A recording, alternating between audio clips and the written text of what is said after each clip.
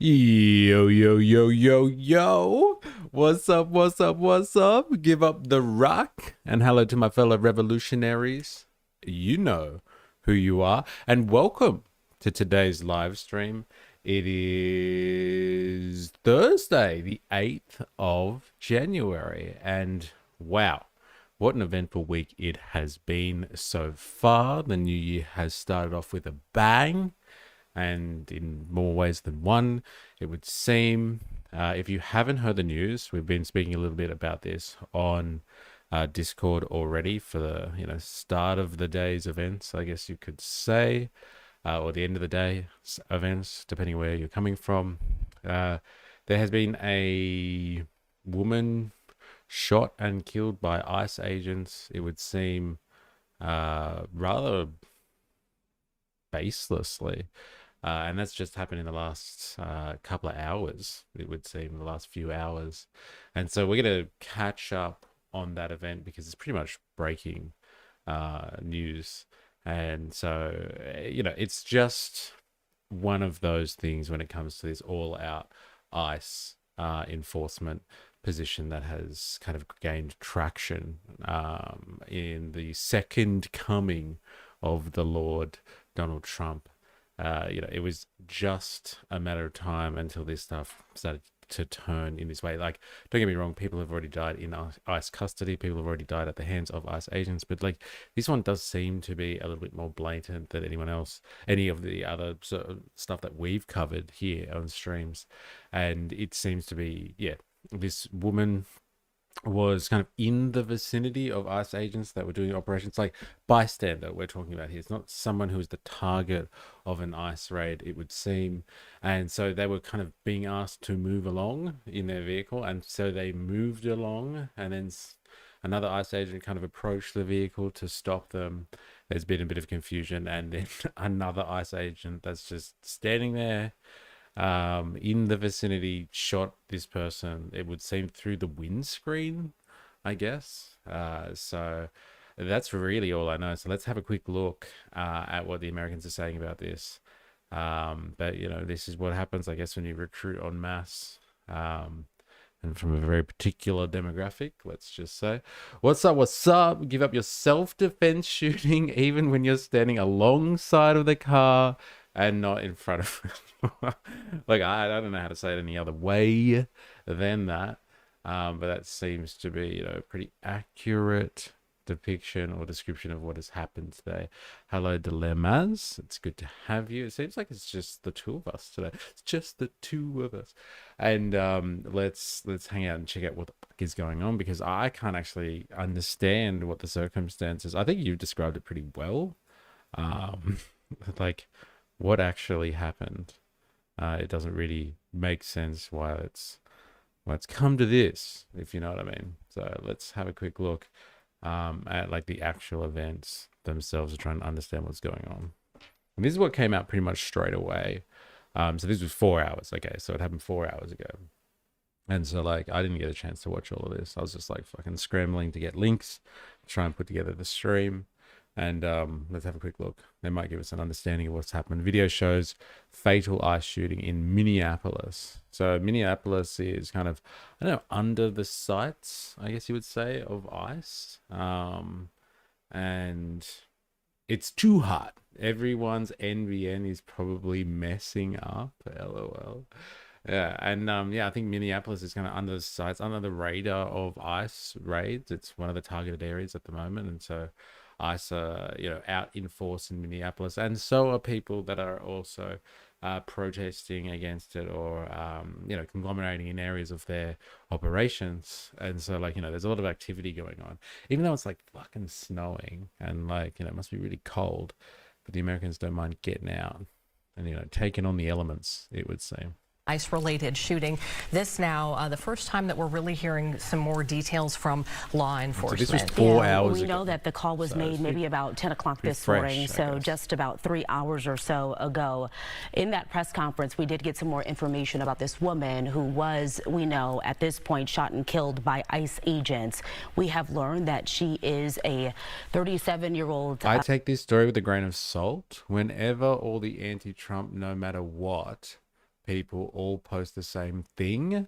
It's never the whole story. Fair enough. Like, this is Fox News. Like, it's not official, like, you know, like classic Fox. This is like local Fox 9.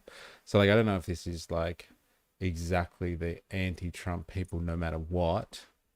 But like, you know, it could be the case, like in instances like this, like what else are you going to report? Somebody's been shot and it's been by an ICE agent. So I don't know if there's two sides to that story, but it will develop that way, definitely.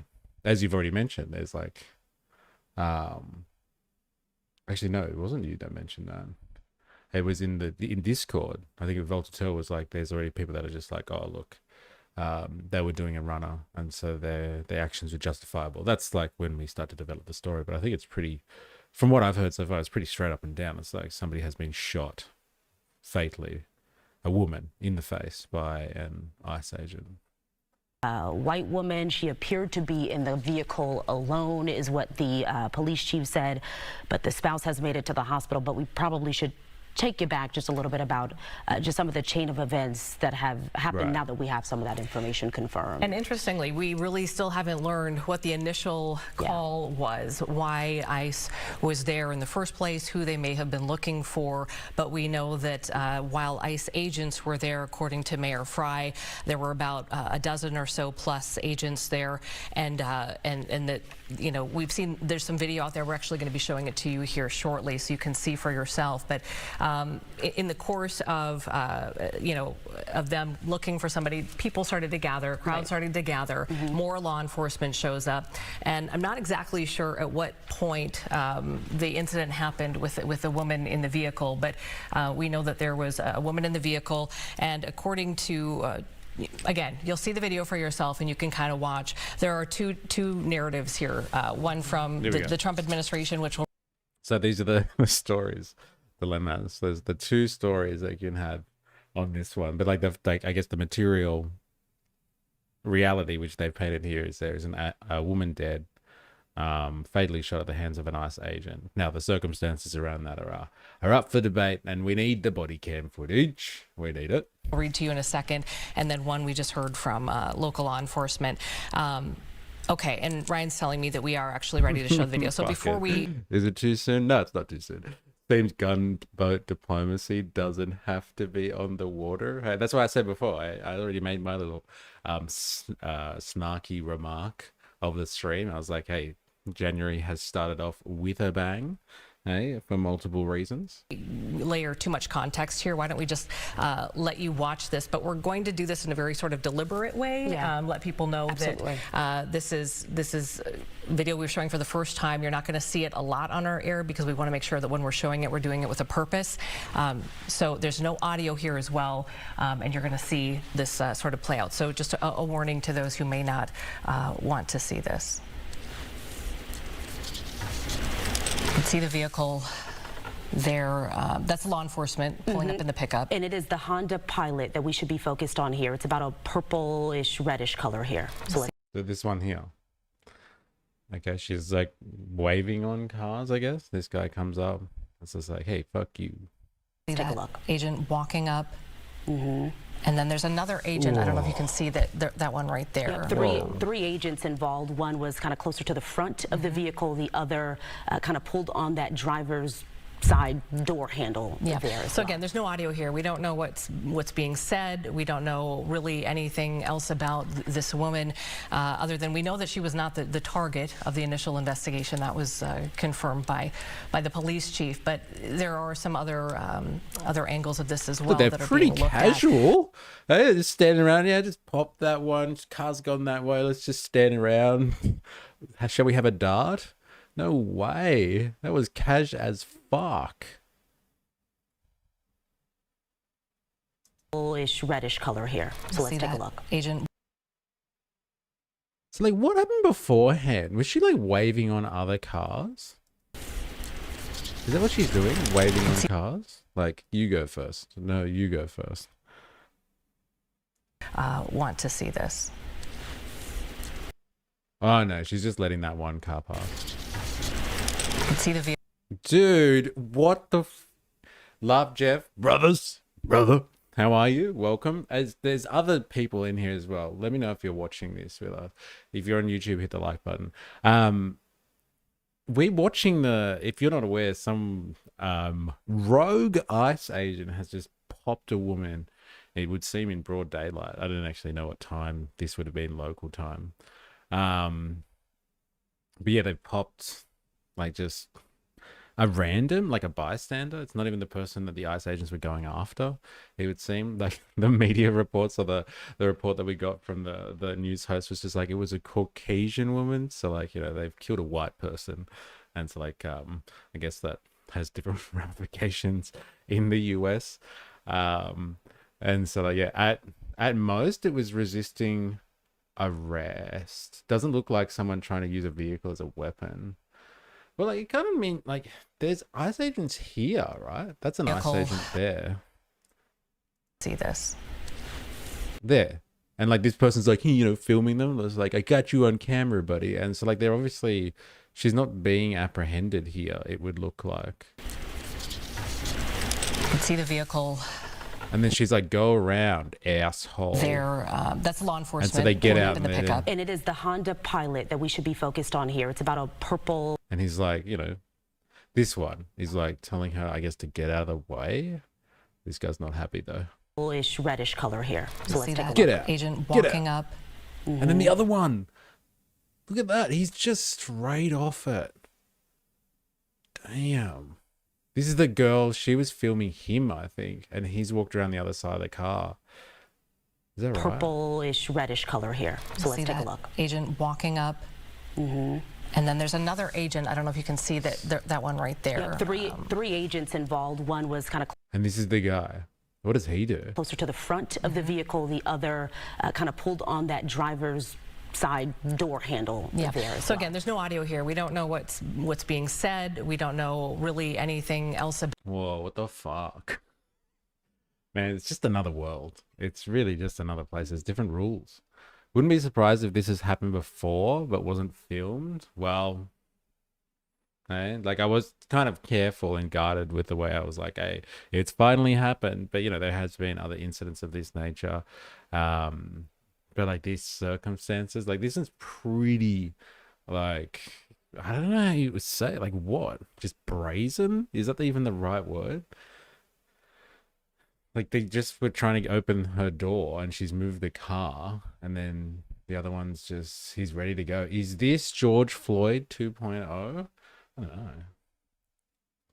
don't know. KC Chiefs Callum welcome to the stream. All right. Well, I guess, what are they going to say now? About this woman, other than we know that she was not the target of the initial investigation. That was confirmed by the police chief, but there are some other angles of this as well that are being looked at. So that's kind of one pass of the video, and again, right. Okay. That's the guy. That's the dude. It's Bane. It looks like Bane from the Batman series, right? Renee Nicole Good, 37. Did I say her name right? Was that acceptable? Let me know. How you going? Dr. Nathan, good to have you. This will be too hard to spin. They will just memory hole it and push another story to bury it. Yeah, interesting. Murdered by ICE in front of her wife and 5-year-old child? What? Well, there were other people in the car? Oh, fuck. Okay, thanks for letting us know. Sorry. So there is some audio to this, and if you go online, you can see. So now you can see. Look at fucking Bane over here. Hey, no fucks given. Yo, sup? How you going? Voltature, how are you? Welcome to the stream where, if you're not aware, we're going over what you've already been talking about in Discord. And like, that's the first time I've actually seen. I'm surprised the media outlet is showing this. Like, there's no, like, you can't see anything graphic in it. See, the vehicle is crashed. Yep. And according It's to Bane. law enforcement It's here him. That's the in guy, the Twin I Cities, swear. that woman was shot. And Tom then Jones is back. Shocking, mate. American people rising up now. Well, they're definitely pissed off. That's for sure. There are photos of her kid's Teddy covered in her mother's blood. Oh my God. The vehicle drove into the snow there, as you can see. So this is kind of the aftermath right now. This video is turned the other way. We want to just show you what's happening. We didn't have a lot on the front end of this, and every time we show video, we kind of like to show prior the incident and then as much after. But no way they show this. No fucking way. I can't show you this. That's mental. What were they thinking? Yeah, there's a fucking killer on the loose and Trump and his stooges protecting him. Yes, they do. Oh my God. Ninja Nurse. Yo, yo, yo. I'll let you watch that on your own in Discord later. They can do it. Their news. Fair enough. Okay. They are the news, damn it. They can do it. Yeah, that's a fair point, actually. All right. Watching this together along with you, but as you can see there, you see all these houses and these homes along Portland Avenue. We know that this is a residential area, so again, we don't know much about this woman, just that she's 37 years old. We don't know if she was an observer, because that's the thing too. So a lot of these ICE agents were out there, and they say observers were out there as well. These are people that are just documenting what is going on, and so we know from the police chief. Oh, is that him? Is he taken off? Bane, he's leaving the crime scene. Holy shit. What a fucking, wow. Ballsy motherfucker. No? Takes a shot, an easy shot, and he's like, oh, fuck, I'm not staying around here. I better go. I'll let the boys handle this. What a fucking spineless prick. He just says that he knows that she was a woman that was in her car and she was blocking the road. Yeah. And that's about all the information that we know. Okay, right. Well, you let me know when this is played out completely. ICE agent in Minnesota that has SS tattoos. They were getting yelled at. Yeah. Yeah, I'm not surprised, right? What's that line from Rage Against the Machine? That those who work forces are also the ones that burn crosses and all that sort of stuff. It's nothing new, right? The guy runs away to completely, or how close we are. Yeah. Well, they've got his number. Oh, there's a couple minutes left, because I just wanted to also read, because we haven't had a chance to do this, the statement from Christy Nome, Department of Homeland Security, if I could as well. Do you want me to do that right now, Ryan, or do you want me to wait just a minute? Okay. Okay, so let's just kind of let's just watch this for a moment. Again, this is the aftermath.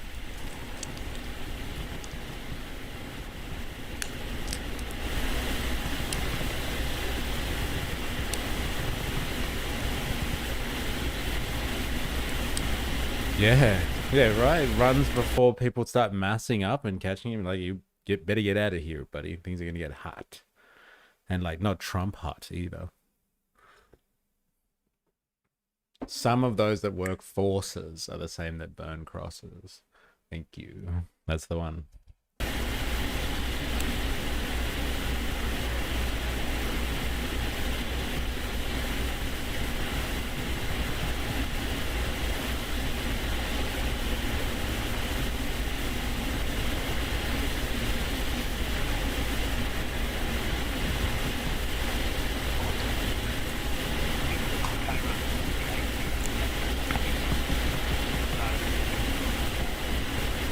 Look at these guys. Unmarked vehicles, masked faces. Like, it's fucking confronting stuff, isn't it? Like, you just got this dude getting out of the car with a fucking bandana over his mouth. Stop in the middle of the road. What's he doing there? Who are these people? It's some crazy times, man. Wow. America. Okay? Secret police are here.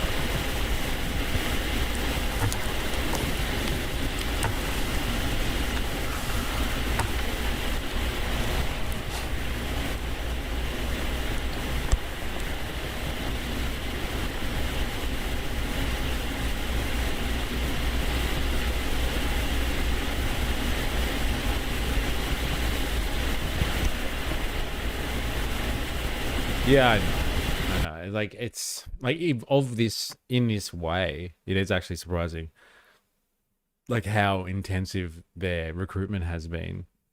and their operations have been, that like this hasn't actually happened sooner. It's always incredible to think about that in the context of the US, like especially with all of the guns that people have as well. That people just aren't more trigger happy generally. It's crazy. Land of the free, eh? No. Free to own commodities. Free to own commodities and consume. Tom Jones is back. They're not showing the people screaming at the news, at them. News cut the sound. People were going nuts and screaming. Yeah, fair enough. Because I think audio does make things a lot more confronting, right? It makes a big difference in a horror movie or a thriller. It'll make all the difference right now. Damn Dean Cain, you used to be Superman.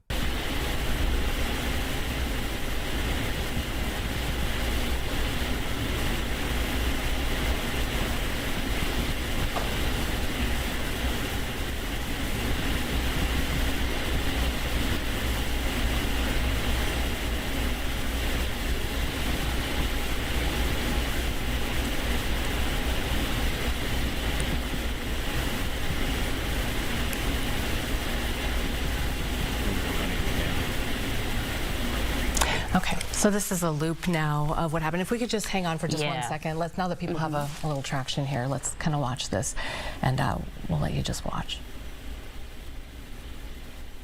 Wow. It's so quick, isn't it? Blink and you miss shit. Yeah, and you saw the shot fired there by the officer on the left-hand side of your screen. Alex Morrison, where are the police, the ambulance? Surely they were called as soon as that happened. I wonder how long it takes for them to arrive and if they're treated differently with it being ice-related. Like, you would think, right? Like, that footage was going on for a while in real time. It hasn't been sped up or slowed down or anything. Like, hello? Maybe you can hear sirens in the background. I don't know, but you couldn't see any lights flashing. Yeah, no ambulance, no other type of law enforcement. They're just like masked people rocking up in unmarked cars, blocking roads. Fuck. This is another world, man.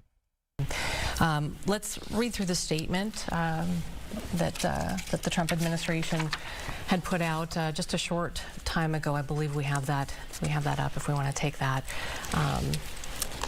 Today, ICE officers in Minneapolis were conducting targeted operations when rioters began blocking ICE officers, and one of these violent rioters weaponized her vehicle, attempting to run over our law enforcement. It's pretty crazy reading this just after watching the actual footage.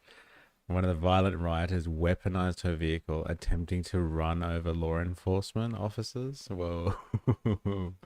When there's no due process and people are literally disappearing, it's scary as fuck. Yeah. Okay, so 2 things to be confirmed. 1, there was an off-duty doctor on the scene who was stopped from giving aid, and 2 ambulances were stopped up the road from the scene and first to walk their equipment to the scene.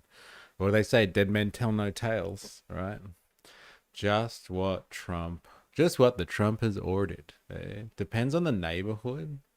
If it's a high crime area, likely the cops weren't called. Right. Interesting. Enforcement officers in an attempt to kill them, an act of domestic terrorism. An ICE officer, fearing for his life, the lives of his fellow law enforcement, and the safety of the public, fired defensive shots. He used his training and saved his own life and that of his fellow officers. So it's an interesting statement, not gonna lie. An interesting interpretation of the events.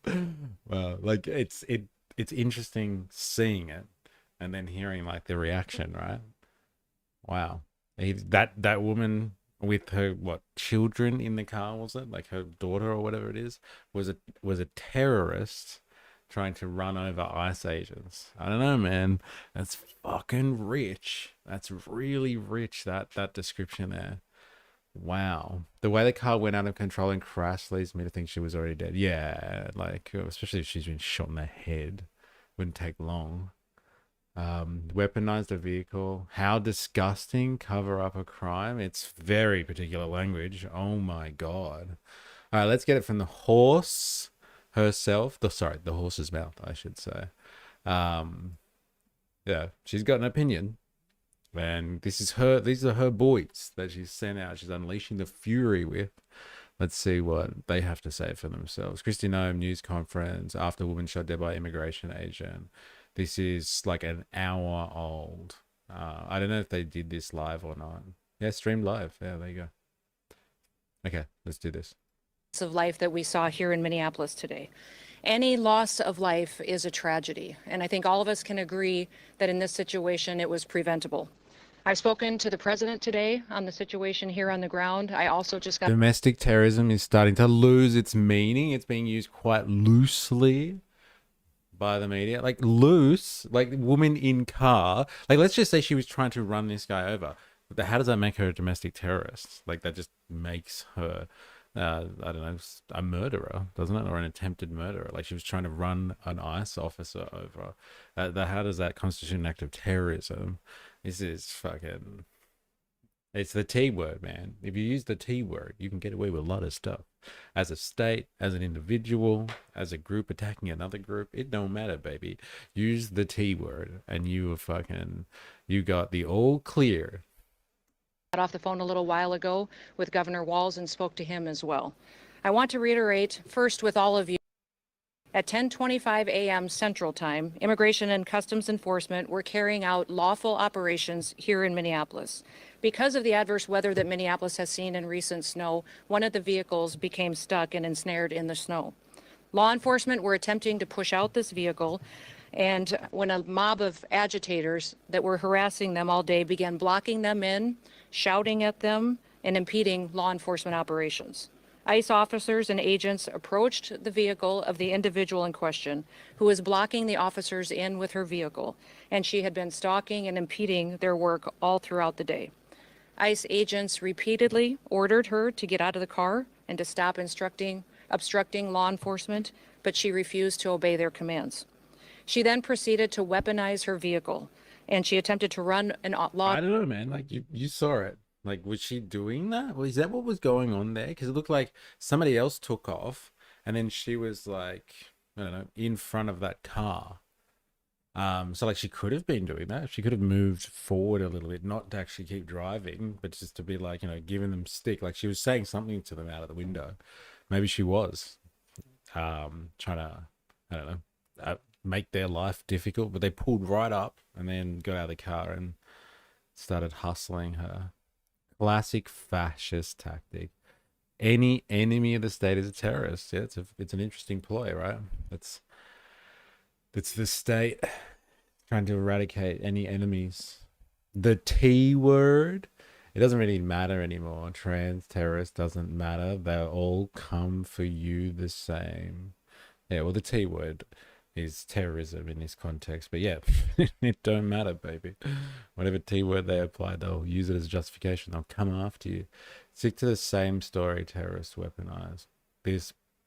Oh, Voltaire, eh? Not a big fan of Christie, eh? I mean, one could also argue that ICE has become a domestic terrorist militia. One could argue. Eh? I don't think you'd have a hard time with that line of argumentation. Eh? Trans-orist. No, I'm still going. We're going with trans Tifa. That one's scarier. Don't you reckon? What a world that is when those two elements combine, and with our powers combined. Over. This appears as an attempt to kill or to cause bodily harm to agents, an act of domestic terrorism.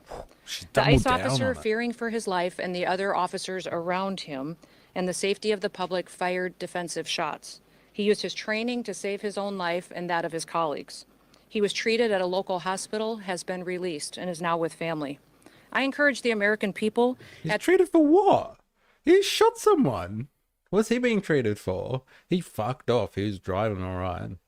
Kind of like Albo calling everything right-wing extremism. It's clearly not. Just redirect to whoever the state wants to be the enemy.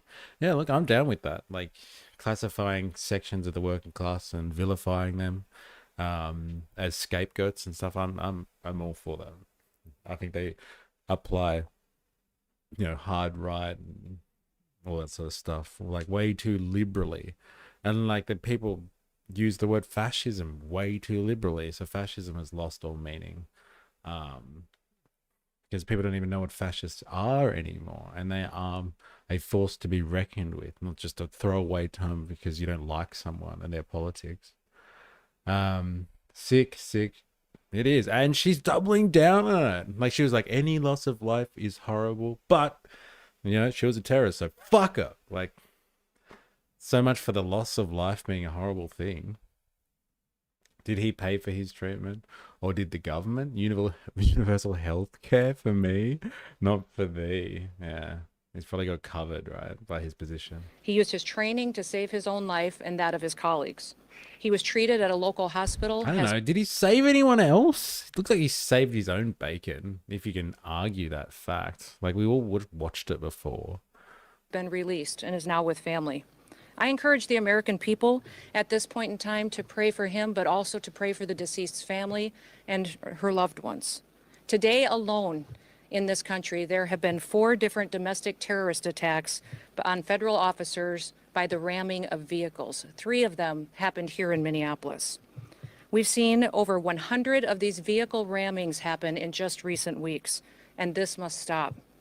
ICE alone is facing a 1,300% increase in assaults against them and an 8,000% increase in death threats against all of them. In fact, the very same officer who was attacked today had previously been dragged by an anti-ICE rioter who had rammed him with a car and drug him back in June. He sustained injuries at that time as well. And let me remind you why we're all here in this city today and Whoa. So she used this as a platform to be like, oh, you know what? It's actually the ICE agents that have got a bad deal here. Hey, they kept on getting targeted by these douchebags. This wouldn't have happened. They just let my people go. Oh my God. I don't know what I expected from her. I guess this is as good as it's going to get, right? Lots of white supremacists. I'm Australia, like in Australia, maybe, mate. They get a free pass most of the time. Yeah, we've been watching, haven't we? We've been watching the NSN. There's your real fascists. And they got a lot of the heat on them at the moment. Watching the latest Jubilee video really showed how no one knew what fascist actually meant. One dude on there said fascism is when a one-party system, LOL. See, this is the problem as well, like, because people have been able to kind of blend fascism into communism and stuff like that and say, oh, it's really like horseshoe theory stuff, it's all the same shit. They're just like, oh yeah, one-party system, so like the Bolsheviks, China, it's all fascism, man. When you have a dictator, it's like, come on. It's a very particular thing. How people that use the term fascist have actually looked up the meaning. 99% of people agree he murdered that woman. I know. I think it was pretty clear, right? Like, he just shot her. 99% of people agree that. 1,300%, not even a number. Only 8,000% increase. Yeah, what the fuck was she talking about? We better get those numbers up then. Those are rookie numbers. Yeah, 1,300%. She was saying they're up. Like, but they've also recruited, right? They've just been going through a massive recruitment drive and like extended their numbers and their operations significantly in the public realm. So, they're out there in force more often, and like they're fully publicizing it too. Like, this isn't just like in under the cover of darkness, hush. Like, they're doing this for the cameras, and so like Trump could get his, I don't know, press releases on this and say how many people they've rounded up. Doesn't look like he saved anything. He probably killed Trump's midterm results. LOL. Got this one rogue dude. Yeah, I wonder. Yeah, I wonder how people will react to this. They're like, oh man, people have crossed the line. Yeah, sorry, in Australia, yeah. Nostalgia Enterprises. What's with the Trump administration wheeling out good-looking hotties to front the media with bad news?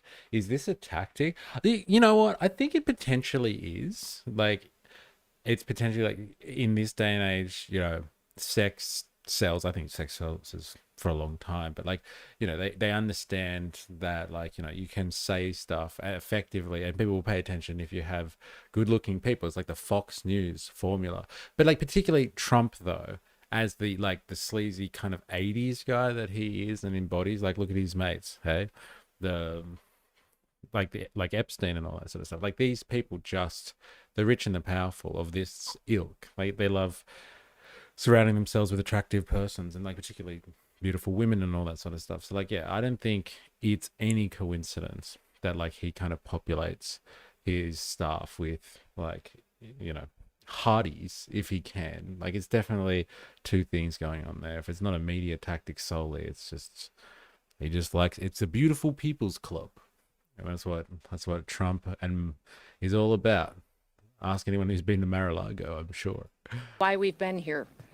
In communities across this country and here in Minneapolis, we're just enforcing the laws that we have in this country.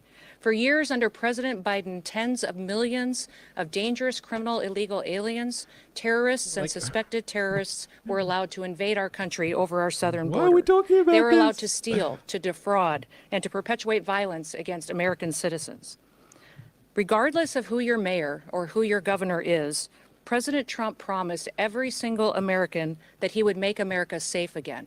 He promised every single American. Tell that to whatever her name is. What was her name again? Something Carol, something. Tell her, does she feel safe right now? Huh? What was her name? Somebody put it in the chat before. Renee Nicole Good. Tell that to fucking Renee. I bet you she feels safer all of a sudden, right? Yeah, quick, guys, bring up Biden. So they've got like an emergency button. It's like ding, ding, ding, ding, ding, bring up Biden. Not a tactic per se, but Trump has always tried to surround himself with hot women. Yeah, look at his lawyer. Just repeating the same shit in every situation he's doing my head in. Yeah, I know. It's like, oh man, come on. Like, come up with something else. Like, you know, like Biden did it. Like, kind of thing. I don't know. Give us another one. But I guess if they say it enough, it becomes true, right? Back to blaming Democrats for everything. Make America something again. Make America safe again. And tell that to Renee. That he would work to protect them from dangerous criminals. Since Governor Walz has been in charge of Minnesota, we have seen homicides go up by over 50%. That's also during Mayor Fry's tenure as well. Since President Trump took office, Governor Walz has released over 470 violent criminals back onto the streets here in Minneapolis. He has another 680 of them still within his jurisdiction that he could give to us today to face the consequences for their crimes. Because Governor Walz and Mayor Fry refuse to protect Minnesotans and instead they protect these criminals, that's why we are here. And we didn't just show up yesterday, we've always been here. But we're surging operations because of the dangerous situation we see in this country and because we're no longer going to allow illegal criminals to damage and harm, to kill, to... They did it.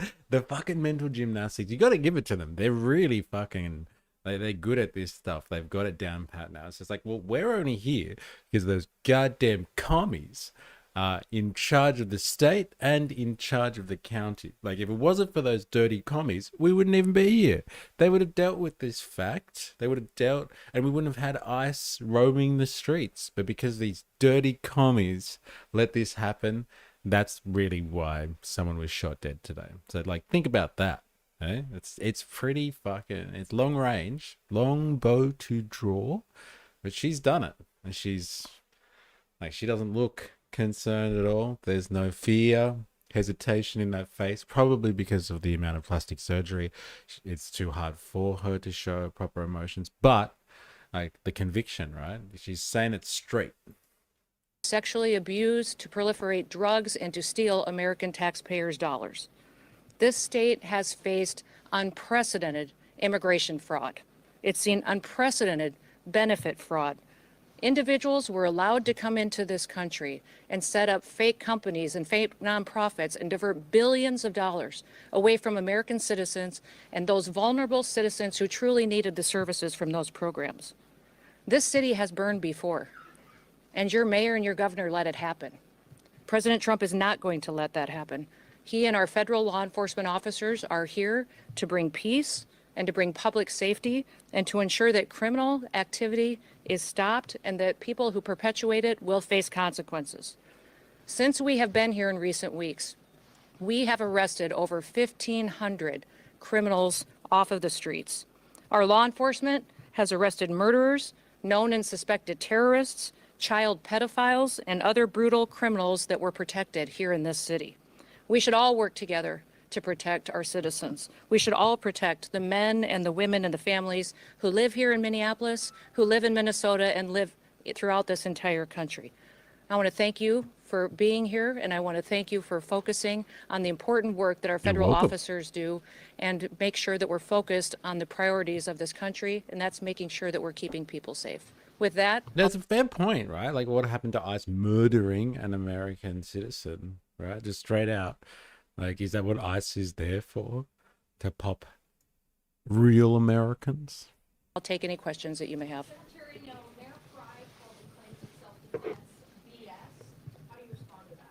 I say that he doesn't know what he's talking about. It's very clear that this individual was harassing and impeding law enforcement operations. Our officer followed his training, did exactly what he's been taught to do in that situation, and took actions to defend himself and defend his fellow law enforcement officers. Secretary, can you expand too on the agent's injuries? The president said that he's lucky to be alive. The officer was hit by the vehicle. She hit him. He went to the hospital. A doctor did treat him. He has been released, but he's going to spend some time with his family. Whoa, which officer was hit? Like, which one are we talking about here? And then there's another here. So let's take a look. Like, this Agent guy got walking hit by up. the car? Is that what she's saying? Mm-hmm. Like, let's just slow it down. Wait, what am I doing? Playback speed. Someone tell me where they see. And then there's a Does he get hit by the car? Maybe he does. walking up. Mm-hmm. And then there's another agent. I don't know if you can. Nah, he's got his hands on it. That's a bit of a stretch. Like, you're not even trying anymore, Christy. Come on. What a reach. Yeah, I know. Fuck me dead. First the Somali fraud. Now this. Minnesota ain't looking so hot right now. Yeah. That was the real story, not how hard ICE job is. Crazy shit, crazy. Yeah. No one got hit. They like the guys like kind of whoa, like kind of thing. But come on, get fucked. I can't, but the FBI will continue the investigation and release more facts when it's appropriate. Facts will release facts. So good when they are deemed necessary for public view. Hey, 1984. If you ever watched it or read it, it ain't such a strange world. No, we're following the standard protocol procedures we do in situations like this. When there's an officer involved shooting, we make sure that we get the facts and that we are getting the statements from everybody involved and make sure that investigators are handling the decisions. No. I mean, the reason he might have been touched by the car is because he shot her in the head and the body went limp and slammed the accelerator. It does seem to be the order of events, right? And they had to jump out of the way of the car after the shot. Now, fuck. We're still out on the streets doing our work to get dangerous criminals off of the streets of Minneapolis. You know, Tim and I have known each other for years. We served in Congress together. We both ran for governor the same year and have served as governor at the same times. So we were colleagues and we discussed what happened here today. We have two very different viewpoints of it. I talked specifically about the fact that we have laws. They need to be enforced. He knows that I believe sanctuary policies have protected criminals and placed a priority of them over the citizens that live here, and he knows we'll continue to do our work, and I encouraged him to work with us. We've never had a cooperative arrangement with law enforcement here. Whenever we've done investigations, whenever we've done police work, when we've been doing what we can to bring people to justice for the crimes that they commit, we haven't had the cooperation of the state of Minnesota or the city police here under the mayor's direction. If you talk to any of these federal law enforcement officers, they'll say that when they call for backup in a situation, that it's hit and miss. They were grateful today that the police chief and local law enforcement showed up at the scene and helped secure it to make sure that nobody was harmed and that the FBI could do their work. But I would encourage them to work with us, that we Look at those soulless eyes. There's your call of the day right there. I don't know, man. I don't know if I can take any more of this. It is quite soulless, isn't it? Right? She's protecting criminals. Projecting is the new meta.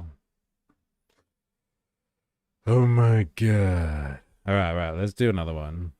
Let's see what the guy has to say. I think he's I'm gonna say he's the mayor? This dude? Let's have a look. Yeah, he's the mayor of Minneapolis, I'm pretty sure. This guy. This was 5 hours ago.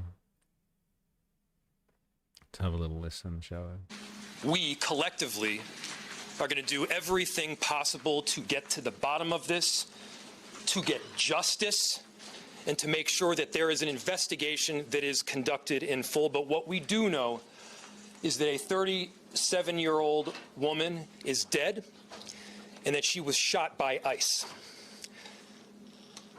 We've dreaded this moment since the early stages of this ICE presence in Minneapolis. Not only is this a concern that we've had internally, we've been talking about it. They are not here to cause safety in this city. What they are doing is not to provide safety in America. What they are doing is causing chaos and distrust. They're ripping families apart. They're sowing chaos on our streets. And in this case, very different narratives. Eh? She even said it. Christy was just like, look, me and Tim have very different perspectives on what's going on here. These are very two. Look, she was like, this is all about safety, and he is definitely not in agreement there. They're causing chaos. Hey, ruffling some feathers. The mayor is going to lose it. I don't blame him. Families apart. They're sowing chaos on our streets. And in this case, quite literally killing people. So they are already trying to spin this as an action of self-defense. Having seen the video of myself, I want to tell everybody directly, that is bullshit. This was an agent recklessly using power that resulted in somebody dying, getting killed. As soon as it happened and we learned of the incident, we had several priorities. The first, of course, was to get the victim to the hospital and to get care as soon as possible. And to the family, I'm so deeply sorry. There's nothing that I can say right now that's going to make you or your relatives or the friends of the victim feel any better. There were, I believe, 2 Minneapolis police officers that responded and were in the ambulance on the way to the hospital. The second was to get ICE off of the scene. There were dozens, if not hundreds, of ICE and federal officers that were there at the time. Having them there was only causing more chaos. What the fuck? Why were there hundreds of federal agents just hanging out? How many people did they say that they've got in Minnesota at the moment? They've got like, what, 1,500 ICE agents or something in Minneapolis as part of this operation targeting the city. Like, there are hundreds of them hanging out. Remember, like, we saw the footage after the fact, and that person's walking down the road away from the scene. There's more of them just rocking up. They're just rocking up and blocking the roadway and just getting out of the car and just, like, chilling. just like hanging out. Hey, did you see what happened? No. Damn, this is crazy. Yeah, come on, call the boys. Let's just stand around and talk about it. Yes. Having them there was only making a difficult situation even more problematic, and one that, yes, they created themselves. There's little I can say, again, that'll make this situation better, but I do have a message for our community, for our city, and I have a message for ICE. To ICE, get the fuck out of Minneapolis. We do not want you here. Your stated reason for being in this city is to create some kind of safety, and you are doing In the new age, like it's funny, right? Like the general rules of decorum are kind of gone now. I don't know if this is just a sign of the times, or if this is a shift of culture specifically, and somebody's changed the rules of the game for what's acceptable decorum in politics.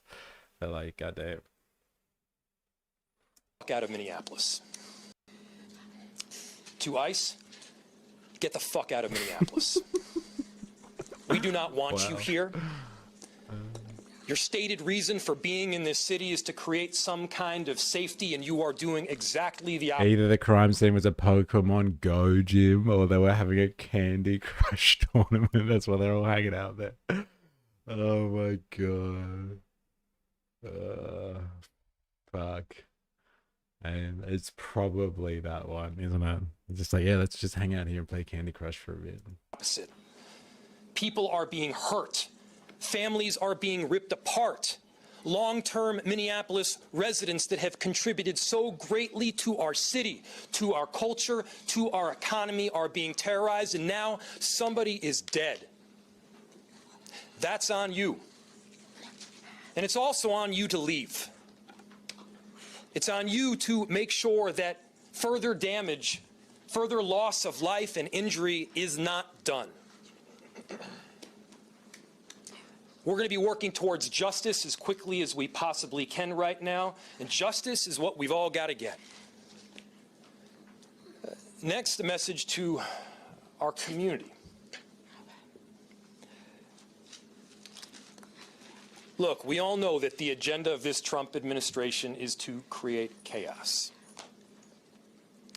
Let us respond right now with our best versions of self. This is a moment where all of us in Minneapolis and beyond, we can rise to the occasion. We can show them who we are.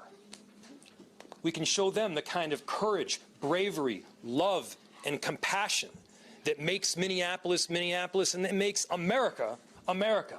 America. We are better than a bunch of ICE agents being deployed to cities around the country and ripping apart families and communities. We're better than that. And so we are going to meet that hate with love. We are going to meet that despair with hope. We are going to meet that injustice with constitutional justice ourselves. And we're going to make sure that in this very difficult moment, we do not take the bait that these ICE agents are trying to create and that the federal government, to be clear, wants. Cease to the hospital.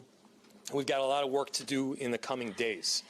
I want to thank our city enterprise for the work that they have done, but more importantly, what they're about to do, because this is going to be heavy and our city has been through a lot. We also know that we're prepared to do right for people. My name is Brian O'Hara, B-R-I-A-N-O''Hara. I am the Minneapolis Police Chief. This morning, Minneapolis police officer... This will be interesting. What was it Christie saying? That like they haven't got any assistance from Minneapolis and local law enforcement at all. And they're the ones that had to rock up and clean up the mess and contain the situation while all the ICE agents were sitting around playing Candy Crush. He's not reading a script like the ice bag lady. Yeah, it's actually, that's a good point, isn't it? She did the script thing and then she went off script to answer questions. But he was freeballing with some coarse language, eh? Officers received a report of federal law enforcement being involved in a deadly force incident, meaning shots had been fired. Minneapolis police officers responded to the scene. We arrived and found a woman with a gunshot wound to the head. Life-saving measures were performed at the scene, including CPR. The woman was transported to Hennepin County Medical Center, where she has since been pronounced deceased. The preliminary information that we have indicates that this woman was in her vehicle and was blocking the roadway on Portland Avenue, midway between 33rd Street and 34th Street in the city.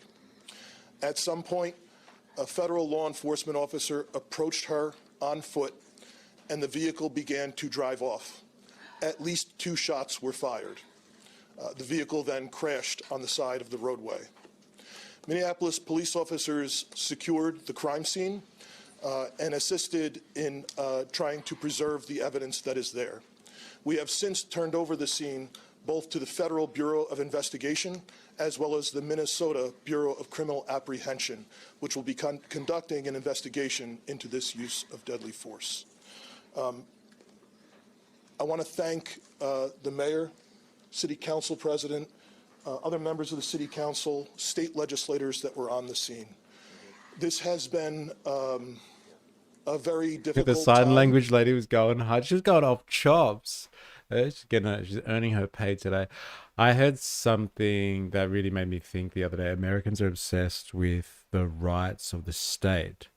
Whenever it suits the federal government, they defer to the rights of the state. However, when it suits the federal government, they are more than happy to violate the rights of the state. Yeah, it's interesting that they just play it for kind of whatever they need to at the time. Right? The federal government or federal law enforcement should be supported by the states, and then at the same time, states have their own powers. They should be taking it up. This is what the Constitution is all about. There's no logical or moral consistency when it comes to this MAGA movement. Just like the anti-war BS. Look at the people angry. For everyone in the city. And this is obviously a very, very tragic situation where a woman has lost her life. That being said, in addition to this tragedy, which unfortunately we did predict, we were seriously concerned about further escalation from the scene. And I want to thank the elected officials that came themselves to help us prevent that from happening, as well as the individuals on that scene that remained peaceful and that abided by law enforcement instructions so that we could preserve that scene and ensure that a full and transparent investigation can take place. That being said, I just echo the mayor's comments that we ask that the community continue to call for peace. We understand people are going to be upset about what happened, and people are going to want to exercise their First Amendment rights. But please do so safely and lawfully to ensure that we do not have any further tragedy in this city or destruction. Thank you. So different. Remember the police chief that we were listening to? I can't remember. There was somewhere in the southern states somewhere, like last year. And they were speaking about like people protesting against ICE agents, and he was like, if you get in our way, we will shoot you stone dead, or whatever the terminology that he used. Such a different style of rhetoric going on there. He's like, if you get in our way, we will shoot you stone dead. And if the state is pro-life, then they defer to the rights of the state. If the state is pro-choice, then they send in the National Guard. Left/right, both are Zionists. Says FU or FU 9375. Fair point there. What type of left and right are we speaking about here, though? If you would please clarify, it would be good to know. Well, there it is. We've heard the official narratives. We've heard Christian Holmes' comments on that one. Thank you for not censoring this for language. Yeah, I know. It was pretty interesting language use. Our prayers are with you, Minneapolis. Get the Gestapo out of American cities. Gunshot to the head. That's not self-defense. That's execution. Ooh. Calm down, Socrates. Hey, it's too on point, that one. ICE agents are not law enforcement. They are Trump's Gestapo. It seems like the people of Minneapolis don't want ICE there.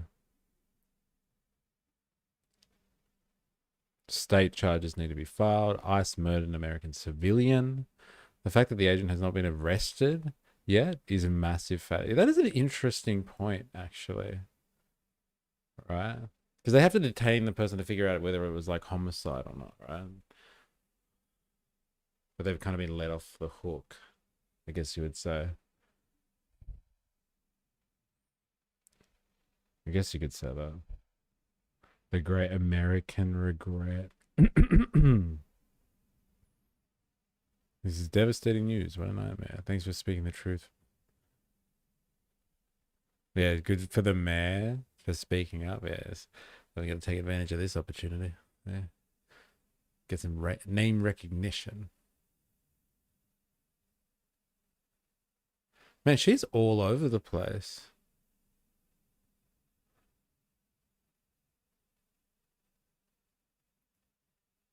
A woman in Minneapolis has been shot and killed by an ICE agent, and now the mayor of Minneapolis tells ICE to get the F out of their city. Good afternoon, everyone. I'm Kira Phillips. We start with that breaking news as DHS Secretary Kristi Yeah, like look at all the says people that hanging out, eh? Hanging out after the event. Just chilling. run them over and rammed them with her vehicle. Here's what she said after she got word. It was an act of domestic terrorism. What happened was Where the fuck is she? She's in Texas. She's all over the place, this woman. God damn. MAGA, they're only going to go after the bad ones. ICE kills a white woman, MAGA.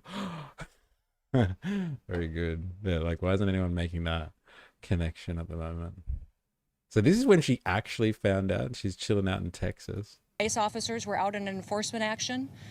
They got stuck in the snow because of the adverse weather that is in Minneapolis. They were attempting to push out their vehicle, and a woman attacked them and those surrounding them and attempted to run them over and ram them with her vehicle. An officer of ours acted quickly and defensively shot to protect himself and the people around him. And my understanding is that she was hit and is deceased. But the mayor of Minneapolis, Jacob Frey, has a different side of the story. He says ICE is lying and agents are just making things even worse. Oh, good. Since Governor Walz... It's fucking Sky News Australia. Let's see what they have to say about this one. Are they just playing the same footage that we've just watched? Yeah, they're just playing the same footage. Too bad. Waltz and the mayor inciting violent insurrection both should be arrested. This is what the Sky News Australia fan base have to say about this one. If you've overstayed your visa, it's time to go home.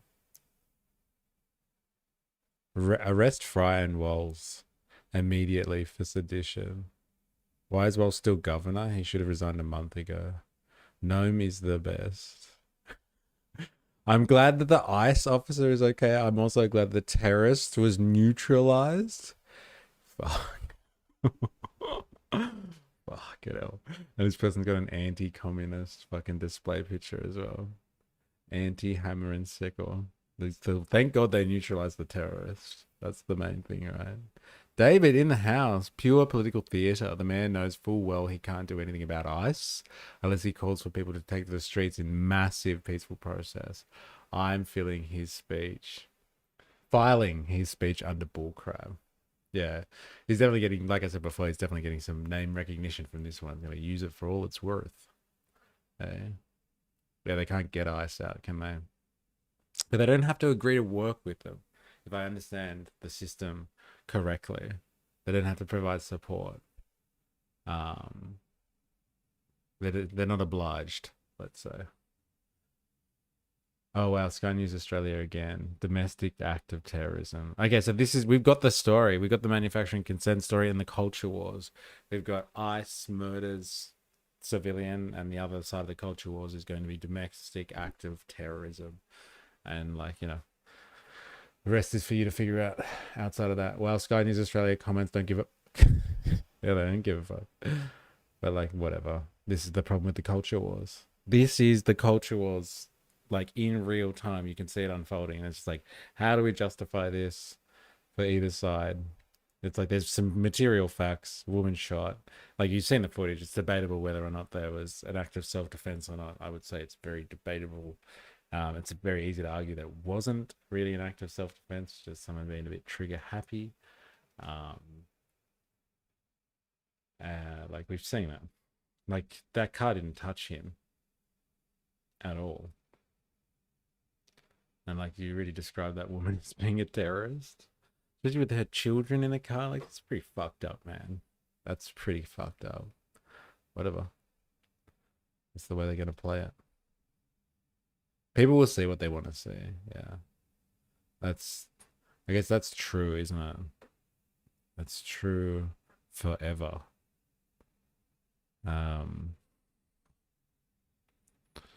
All right. I'm gonna leave this story, unless somebody else has got some footage that we haven't seen yet, that they think is interesting. Like there was some interesting kind of footage of people just like harassing, I guess you would say, ICE agents, like just giving them flack, not letting them be comfortable on the streets after it happened, like calling them fascists and yelling at them and all this sort of stuff.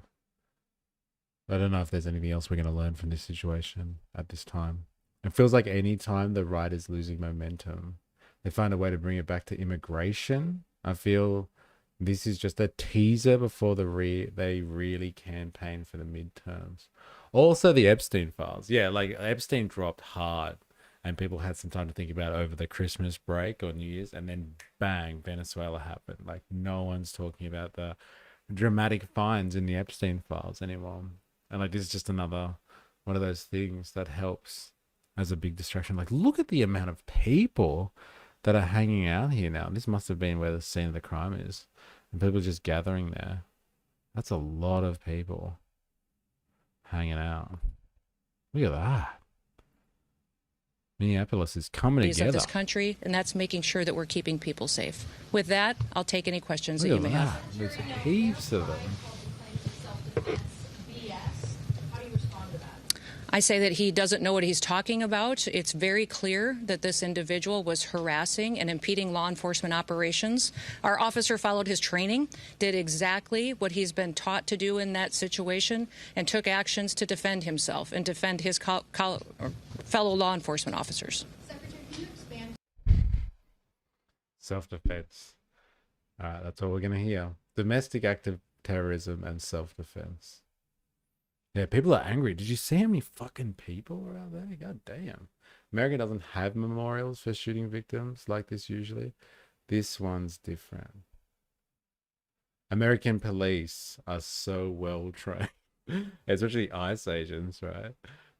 Extensively trained. Great vetting program, I've heard too. Very, very selective. Very hard to become an ICE agent these days. Only the best of the best. Next to people that they pick for the space program, really. That's absolute cream of the crop stuff going on there. All right, so if you haven't been aware, which I'd be surprised if you're a regular of this stream, but there's been a lot of talk recently about about Greenland. That's really ramping up at the moment. So I thought we should spend a bit of time covering Greenland as well, because it seems to be going off in the news. And it'd be nice to see how the mainstream media is tackling this whole Greenland issue, because we've been covering this for fucking months now. Months, like trying to get the littlest bits of information that we can here and there, because no one else is really covering it extensively. They've just like, people will be like, yeah, Trump said something about Greenland and we all laughed about it, and now everyone's taking it like proper seriously. So I thought we should have a look at and analyze what the MSM are saying about it. David, there hasn't been investigation and she's already declared him innocent. Yeah, that's an interesting point. Like someone brought it up before. Like why, if this is like, this is a murder case or someone's died, because deadly force is being used by an agent. Like, why are they like kind of just free to go? Shouldn't there be an investigation before these guys just kind of let off the hook? The real police officers are angry too. Yeah, it's an interesting point. So yeah, so like I want to have a look at what people are saying about Greenland, like why, yeah, what the mainstream media is basically saying in relation to the Greenland incident. If you don't know what I'm talking about, side note, full Mar-a-Lago go face right there. What, her, like right now, if that's what you mean? Full Mar-a-Lago face right there. Yeah, that's the look. That's what they want. Yeah, if you don't know what I'm speaking about, let me just really quickly sum this one up for you. So last year, I think it was really early in the year, we started having a look on this stream into something called the network state. And this is where it actually started for us. Makeup, lips, the filler, it's got it all. Well, Asmongold's biggest political streamer on Twitch, take on Greenland, went viral. It was pretty much a regurgitated Trump talking point. Ah, okay. Interesting. I'll have to see it. So he's the biggest political streamer on Twitch. Because like, he does like smash like Hassan's audience. Like he's always got about 10 or 15,000 more. By the look of it on Twitch anyway. Whenever I see them come up when I'm getting ready for a stream. But yeah, we started looking at this thing called the network state. The network state is like kind of these private cities that are going to be set up by basically tech bros, the wealthiest and most powerful tech lords from Silicon Valley and other places around the states are looking to set up these private cities, and their idea is about the network state. And so what we found out was like one of these network states, one of these network state options that we were looking at was Greenland, and we were just like, oh, this is weird. And they were like talking about setting up this pristine ice fortress city just for the rich and the powerful, a private city basically, in Greenland. And so we were like, oh, that's a bit weird. And then all of a sudden we started getting like reports and like things were coming through. Trump was mentioning that America needed Greenland, and like, you know, was sending over JD Vance, like, you know, what, 9 months ago now, JD Vance went over with his missus, and they went and inspected some US bases over there and started like talking about Greenland potentially being, I guess you would say, annexed and brought into the fold and becoming part of America. And then we started to get some reports coming in from Greenland media outlets who were making these wild claims that people had been writing articles using their names, like using their media outlet business names and stuff like that, their headers, and then sending this out. And it was all false, like it wasn't real media, like wasn't their reporting, but they were using kind of their media outlet titles and names to kind of start spreading this idea that people of Greenland were sick of Denmark and they're pissed off that they have to answer to Denmark and the Danish government and all that sort of stuff. And so they are agitating for Greenland to be separatist. Now, there are separatist movements within Greenland. There have been for a while. And like they exist, but like there's no real tension at the moment between Denmark and the separatist movements. It seems to be all just part of the usual politics of Greenland and Greenland versus mainland Denmark, etc., etc. But the Americans have obviously been over there through, I guess, the CIA or some type of covert operations there, spreading disinformation, I guess you would say, spreading propaganda about like and agitating for the separation of Greenland from Denmark and trying to cut off their relationship and sever their relationship.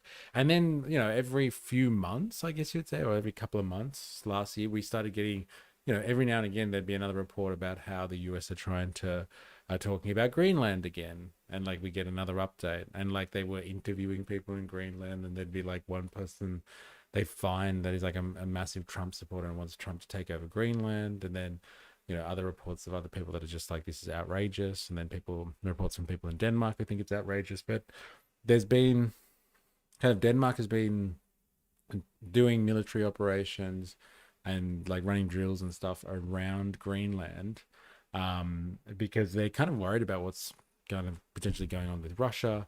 In the region, Russia controls kind of the Arctic Sea, and that region, they're worried about like Russia's presence in the region. And so like the military drills that they're running, the protective drills that they run for Greenland, are kind of like defending Greenland from, like, I guess, Russia, right? That's what NATO's all technically about. It's supposed to be protecting European interests from Russia, or supposedly it was supposed to be for the Soviet Union. The Soviet Union's gone, but NATO never disappeared. They stuck around, and so really it's just anti-Russian stuff. But like, they were at no point, like, we listened to the interview, and the guy's like, are you preparing for like some type of invasion from the US then, because they want Greenland? And they're kind of like, no, we haven't really thought about it. It's not really something that we're taking seriously, because like that would never happen. Like, America wouldn't actually attack a NATO member, like a fellow ally. They wouldn't do that shit. And like, here we are, like, just like literally like 2 months, 3 months later, and everyone's talking about it like it's, it's Fed income, like it's going to go down. It's just a matter of time. And everyone's kind of, really digesting this in the wake of the Venezuelan invasion. Like, this isn't just the Middle East. Like, shit goes down there all the time. Like, if the Americans and Israelis want to do stuff in the Middle East, then, let the Arabs deal with that. But like, Venezuela, hey, that's like, they're basically Westerners. And like, what happens if they take Greenland? Like, everything's on the playing field. Right? This isn't just like the US being in the South China Sea to defend Taiwan or something like that. Like, if the US comes over and takes Greenland and destroys their relationship with the EU, and like basically destroys the idea of NATO, like anything's possible. And so people are freaking out about that at the moment. So like, there's a bit of context for you if you weren't sure what our progression was, and like why we've been following this story. But yeah, that's how we have seen it unfold over like the last 9 months, I would say. Jags in the house, comrades, how we going? You dirty commie. Hope you're well. Dr. Nathan, yeah, he averages about 50 to 60,000. Hassan averages 20 to 30K. Yeah, asthma gold, hey? Britain helped America steal a Russian oil tanker this morning.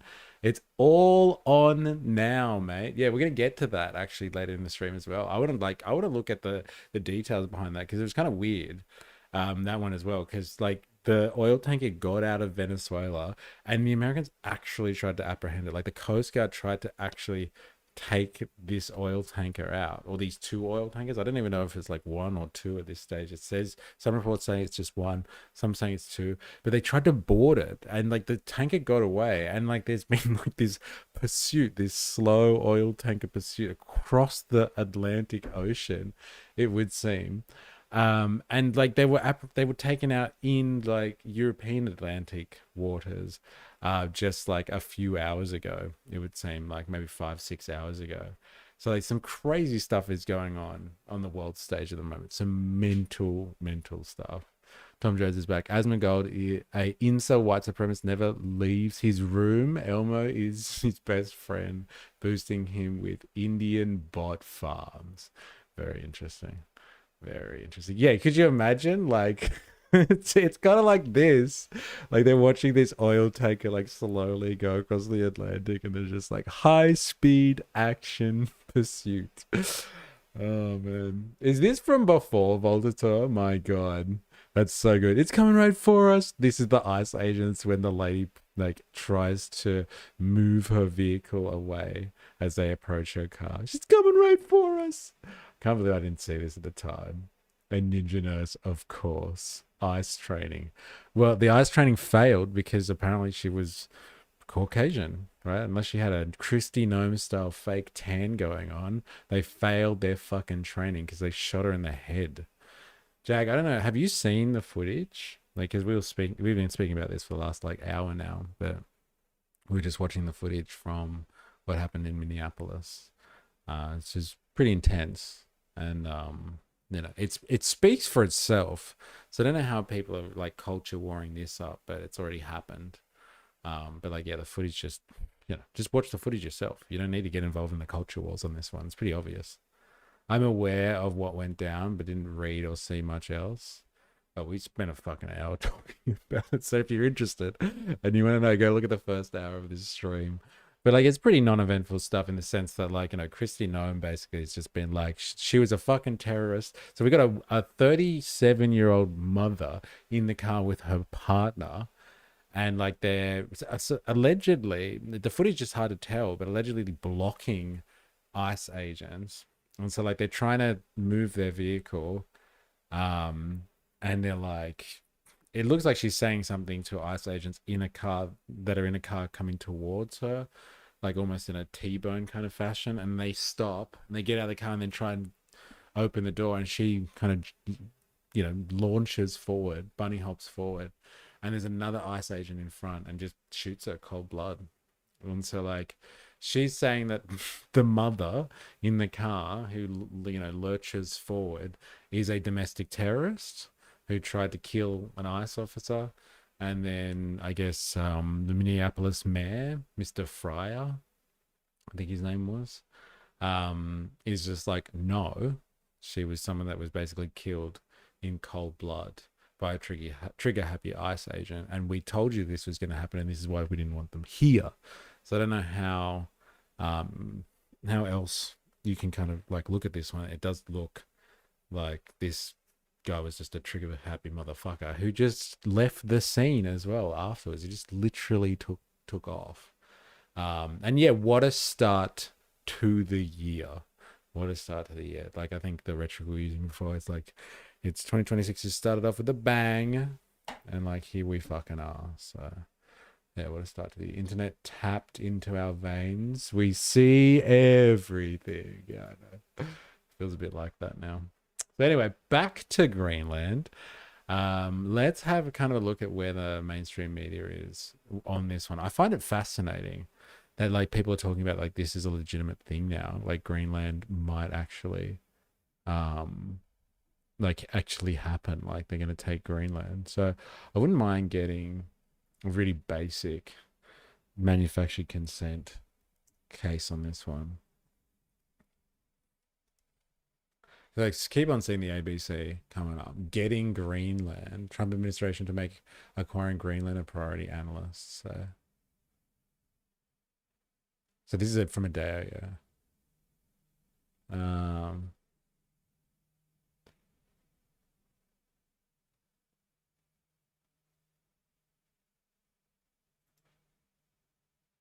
We sure as hell are having a successful presidency. Fresh from his extraordinary intervention in Venezuela. Nobody could have done that. Nobody reckons Susan Lay has an opinion on this yet? Well, we fucking better turn to it because that's all the Australian media does these days. It's like, oh, well, pretty, you know, now they've got a leader.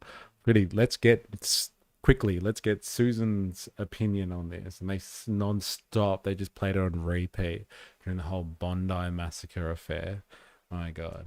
Has our weapons. Donald Trump boasts of America's military might. The United States proved once again that we have the most powerful, most lethal, most sophisticated, and most fearsome. It's a fearsome military on planet Earth. The White House warning its next mission could be in the Arctic Circle. Acquiring Greenland is a national security priority, Press Secretary Caroline Leavitt said. Utilising the US military is always an option. The president's ambitions overshadowing a meeting of European allies in Paris called to discuss the war in Ukraine. How are you? The leaders of France, Germany, Italy, Poland, Spain, the UK and Denmark issuing a statement. Greenland belongs to its people. It is for Denmark and Greenland and them only to decide on matters concerning Denmark and Greenland. Okay, so if you're wondering what they're talking about here, I guess the best way to sum it up is that Denmark is the territorial owner of Greenland. They have their own sovereignty. The sovereignty extends onto Greenland. It comes under the auspices of the kingdom. And so what the situation that they have is Greenland is kind of like a semi-autonomous region, I guess you would say. And so they have their own political structure. They have, politicians and governance over there, but they get their funding from Denmark. So Denmark really kind of supports the existence of Greenland and its whole society by, giving it allowance, supporting it, helping it with infrastructure, etc., etc. So it is a part of Denmark, but it is, like I said, semi-autonomous. And so that's why they're getting kind of dragged in on this conversation, because on the world stage, whatever Denmark says is kind of what goes with Greenland. And so that's why Denmark is so important when it comes to Europeans kind of getting together and discussing in this crazy, crazy world, getting together and having a chat about what to do about the scary Americans who for some reason are deciding to turn their sights onto Greenland. Now, the reason for this, and you probably have heard this, is Greenland has this is I guess the liberal media, the way that they're painting this one, which is interesting, I must say. But they're just like, oh, Greenland's got a lot of rare earth minerals. And it's like, yeah, well, a lot of fucking places have rare earth minerals. Just because they're rare earth minerals doesn't mean they're actually fucking rare. It's just that they're hard to conglomerate in a magnitude which is of any service to anyone, as well as being also conducive to their processing. It's very hard to process them. It's time consuming. It takes a lot of different stages, and it's very environmentally damaging as well. It's like a high polluting kind of industry. And so you got to co-locate industry with the rare earths to actually make it usable. So just the idea that they have a lot of rare earths is not enough of a reason for them wanting to take Greenland. You could just go somewhere else and get access to stuff. There's more than that. I mean, this is a sad kind of reality, I guess you would say, depending on where you sit on the culture wars on this one. Not sure why this is a particular culture war issue, especially if there is evidence for this. And I think this is evidence for this idea of global warming or climate change, is that the Arctic is actually becoming more accessible because there is ice melting more and more in the Arctic region. It's contracting, and the period to which that it is frozen over is contracting significantly. It may even be not entirely frozen at certain parts of the year for certain routes, especially along northern Russia. And so as the Arctic region warms up and there's less ice, it actually opens up navigable trade routes along the northern Russia's coastline, in the Arctic region. And so it becomes an alternative for world trade. This is a huge thing. If you really want to move goods around in a global economy, you got to do it via water. Air transport is just not viable. It's too expensive. Via land, it's okay if you have good rail infrastructure, I guess, really good freight infrastructure. But if you're crossing multiple countries, you get from China to Europe, let's say, that's just it's hard to coordinate. But going via the sea, hey, international waters, let's do this. And so if the Chinese, for example, the Europeans don't have to go, down anymore to get from China to Europe and back again, they can go over and through the Arctic Sea. Greenland becomes, well, not Greenland, let's just say the entire Arctic region, and the Arctic Sea becomes a very, very important place geopolitically. And who control that sea route is going to be able to have an edge on competitors and have a different form of economic control in world trade. Now, classic, as we have seen with everything that we know from world history post World War II, is the Americans have kind of, been in control of world economics, especially over the seas, which is what we are seeing right now in real time with oil tankers and stuff like that. Like the US have, like in the wake of World War II, like everyone's navies were basically destroyed. Like the Japanese, the Germans, the British, the French, like everyone was fucked after World War II. But the US were kind of like, hey, we've got a pretty powerful navy actually, and like we'll protect the world seas, but we want to make sure, but like we're the world police now, kind of thing. And so that was the trade-off. They were going to protect keep the world's seas up until that point. Like, piracy was real. Like the Pirates of the Caribbean isn't just a fucking Hollywood movie or a Disney classic.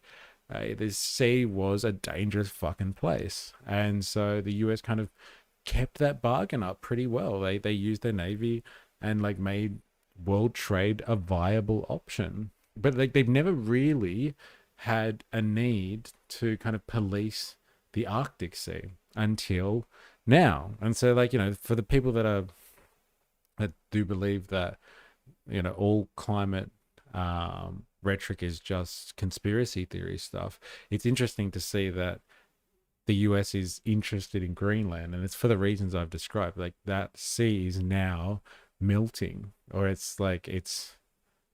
you can traverse it for significant parts of the year. And that is opening up new economic venture that wasn't there before. It's a really interesting tactic.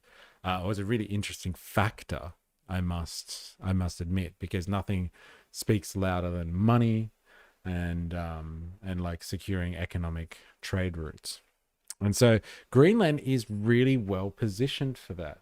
And don't get me wrong, there are other purposes just apart from economics. Like Greenland is nestled pretty close to Europe without being in Europe, and as part of kind of a way to get, I guess, another military base somewhere that is close to the action but not in the thick of it, you could set up military bases in Greenland and you'd be technically in Europe or really close to the European theater without actually having to deploy troops in continental Europe or something like that, especially if you were projecting into the future and we're looking at like an all-out war between NATO and Russia in Western Europe, or in Eastern Europe, depending on like how significant things come to pass. So Greenland is actually like a strategic no-brainer for the US, and like it's been on the list for a couple of 100 years now. Like we have seen, like I heard Caroline Levitt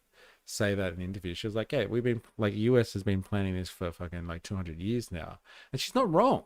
Like we saw in a really interesting picture when we were looking at Technocracy Incorporated last year, and like so Technocracy Incorporated was this kind of idea that like instead of a democracy, instead of a I don't know a dictatorship or a monarchy or something like that,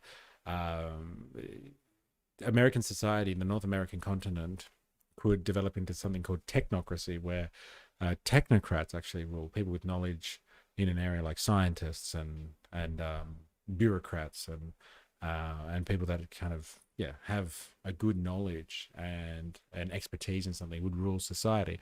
And like their maps would show like kind of Canada and the US as one, and like kind of and Greenland all as one landmass, including Central and South America as this one conglomerate state. And so like the Americans have been considering Greenland as an option, as a landmass, as part of connecting it with greater North America for a long time. It's just seemed absurd in post-World War II, in the post-World War II world, I guess you would say, to even consider having Greenland, like invading Greenland and taking it for America. But now we're in the Trumpian age, and like this absurdity is no longer that far-fetched. Like people are actually considering this now, and we were watching this unfold last year, and we were seeing different reports coming in, different justifications, different reasons, different things that were happening on the ground, like them agitating in Greenland for separatist movements, and like seeing what people in Greenland actually thought about this. I forgot Canada, a Commonwealth country too, pretty much. And so this is actually a thing. Like it's a legitimate enterprise for the Americans. And yeah, if we've learned anything from Venezuela is like, don't be surprised. Like everything's on the cards. And so like, why not? They set up just in like the last month of last year, they set up a very like a special envoy to Greenland. And their task is literally how to get Greenland off Greenland.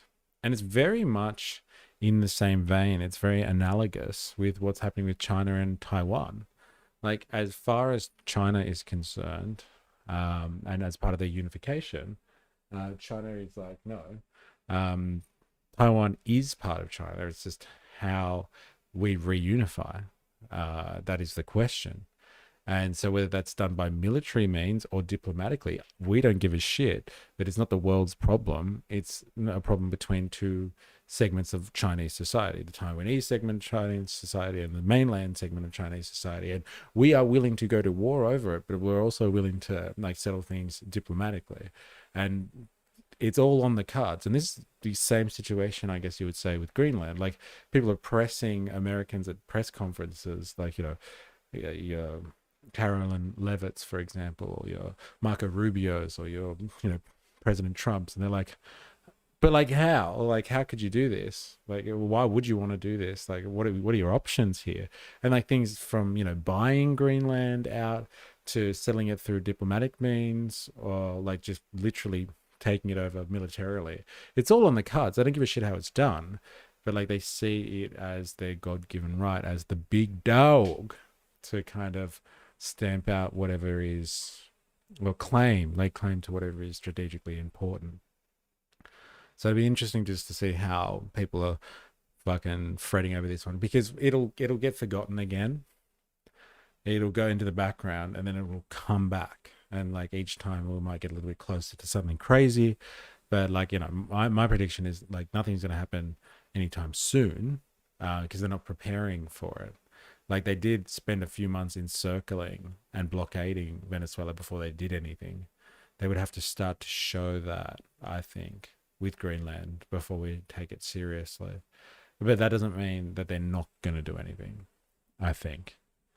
And if the heat's on Europe, because like the whole manufacturing consent in Europe at the moment when it comes to Russia is like, Russia's scary, Russia evil, you better defend yourself against Russia. It justifies them basically turning to what we call military Keynesianism, so spending all of their money, a significant portion of their GDP, like basically doubling, if not more, the portion of GDP that is spent on defense spending in the wake of like evil, scary Russia. And so they've been convinced that Russia scary, Russia evil, you better spend more on defense spending. If the Europeans are truly terrified of the potentiality of Russian invasion, like if the US really wants to take Greenland and the rest of the Europeans or the NATO group is scared to be without the US, they'll let the US take Greenland and still expect that the US comes to their aid if they were ever in a fight with Russia. So like, I think all the cards are with the Americans on this one. I don't think like the Europeans getting together and like writing a strict letter to the Americans, a joint statement on Greenland, is going to like stop anything from happening. If the US really wants Greenland, they'll take it, and the Europeans are just going to have to fucking fall in line. That's really the long and the short of it. Let's be honest. So Russia invading Ukraine and China invading Taiwan are bad, but US is allowed to invade Greenland. Makes sense. Yeah, it is pretty funny, isn't it? And like, I've heard people talk about this like paradox when it comes to like on the Russian and Chinese side, when it comes to like Venezuela, like Russia and China have like, you know, obviously condemned the US actions on Venezuela and have been like, outrageous. You can't do this unilaterally, just deciding that you're going to take somebody else's territory. And like Russia's saying it, and people are like, yeah, but like, what about like what's happening in the Ukraine, like kind of thing. And then like China, obviously, with Taiwan. And like people are even going as far as to say things like, oh, well, you know, now America's done this. Now America has kind of just shown that it can unilaterally just take out Venezuela and its president whenever it feels like. This is the type of stuff that greenlights Russia. And they're just like, well, fuck you. We'll do whatever we want in the Ukraine. And like with China, and they're just like, fuck you, we'll do whatever we want with Taiwan. Look at what the US does whenever it feels like it just deposes an entire kidnaps a president in the middle of the night and literally and says it's in control of an entire country. And so like there's a lot of contradictions out there that are hard to reconcile, I guess you would say. China meeting with South Korea went really well. Good to see a stronger Asia. Smiley face. Dilemmas. Just looks like Trump wants to control the entire continent to safeguard America's future against its adversaries. So there's the A word. They love the A word at the moment. The liberal rules-based order has passed its expiration date. Didn't Denmark come out and say that they are cracking down on immigration? Perhaps Trump's using a threat to stop immigration to ensure solid allies. Perhaps Trump is using the threat to stop immigration to ensure solid allies. So you're saying that, like, I don't get it. If Denmark is cracking down, like, that's what Trump kind of wants, right? He wants people to crack down on immigration. So, like, I'm not sure what the point is. If you can clarify that one for me, I would like to know more. All right, let's get another mainstream media on this It's a frightening thought, but these are crazy times. Could the United States really go to war with its own NATO allies? That once unthinkable scenario is now apparently in play, with the White House openly declaring military action is an option to seize the island of Greenland. It's Danish territory. Denmark is a part of NATO, and other European nations are vowing to defend its borders. So why is this happening? Kari Greenbank unpacks yet. I don't know, man. I don't see, like, tell me what you think. I don't see Europeans coming to fucking Greenland's defense at all. I don't see the French and the English and everyone just be like, fuck the Americans. Like, I think, let's fight for the people of Greenland. And it'll just be like, ooh, that's unfortunate. Russia's there. We better do whatever America says until we're ready to go it alone. I don't see them standing in at all. Another strange shift in Trump's America.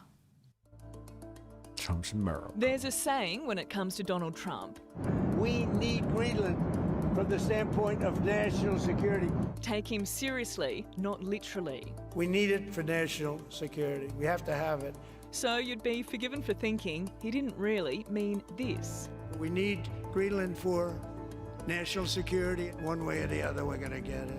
One way or another, we're Well, going to get turns it. out- I love it. And that was his first address to Congress after him being inaugurated, right? For round number 2. So, like, he's been speaking about this for a fucking while. And, like, everyone's just been laughing about it. Now everyone's drumming up and, like, talking about, like, it's an actual reality. He definitely did. Greenland should be part of the United States. The president has been very clear about that. That is the formal position of the U.S. government.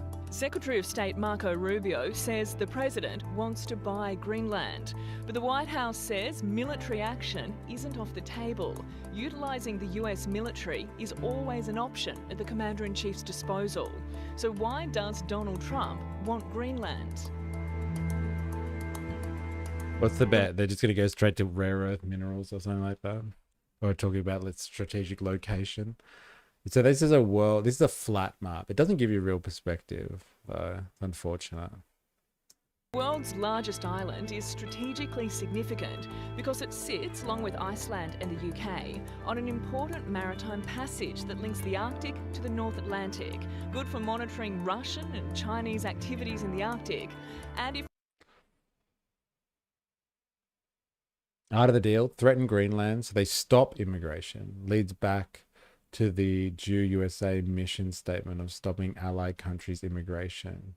So they stay allies, right? I'd be afraid if I was Greenland, America doesn't have the best track record when it comes to indigenous people. Yeah, right. What do we really... Proved you wrong. They went to China and Russia first. What do you really need America? Wait, what do you really need America for? Wall Street corporate greed by? They keep making trouble with China, Russia, Middle East, not us. Russia was to Yeah, they fire went a straight ballistic to missile Russia. at the US, the shortest route would see it fly over Greenland. But is there another reason? Well, Greenland is rich in natural resources. Damn, oil, it was number gas, 2. rare earth minerals, which can be used to manufacture everything from electric cars to military equipment. 82% of the island is covered in ice, but the polar caps are melting, opening up the possibility of new shipping routes, making Greenland's treasure trove of minerals more accessible. We need Greenland for national security. Not for minerals. We have so many sites for minerals and oil and everything. We have more oil than any other country in the world. We need Greenland for national security. That is not what his former national security advisor and now current UN ambassador said in 2024. This is about critical minerals. This is about natural resources. This is about, as the polar ice caps pull back, the Chinese are now cranking out icebreakers and pushing up there as well. So it's oil and gas, it's our national security, it's critical minerals. It's also not quite what Donald Trump himself said during his first term in office. Well, a lot of things could be done. I mean, essentially, it's a large real estate deal. This all sounds vaguely familiar. The United States just attacked Venezuela's capital, hitting military facilities. Which begs the question, is the president taking a page out of his Venezuela playbook, where he first targeted the so-called drug boats to save American lives? Every one of those boats you see get shut down, you just saved 25,000 American lives. Then struck Caracas and abducted the country's president to face accusations of narco-terrorism. The now deposed... I suppose it makes sense. They can't annex Canada, probably because of the Commonwealth or something like that. The next best thing is to go to Greenland and piss off the Danes. Wall Street corporate greed. That's what for. Trump doesn't exactly have a good record with large real estate deals. Yeah, and like, how was first term Trump compared to this one as well? It's just like, yeah, it's about real estate. Like, he looks so young and fresh there in the hot seat. He has no idea what's going on. He's still just talking about everything like it was a real estate deal. And then he comes around second term and it's just like, oh, holy shit. I've got to run the world. I can't just be a fucking high roller anymore. I got to do shit.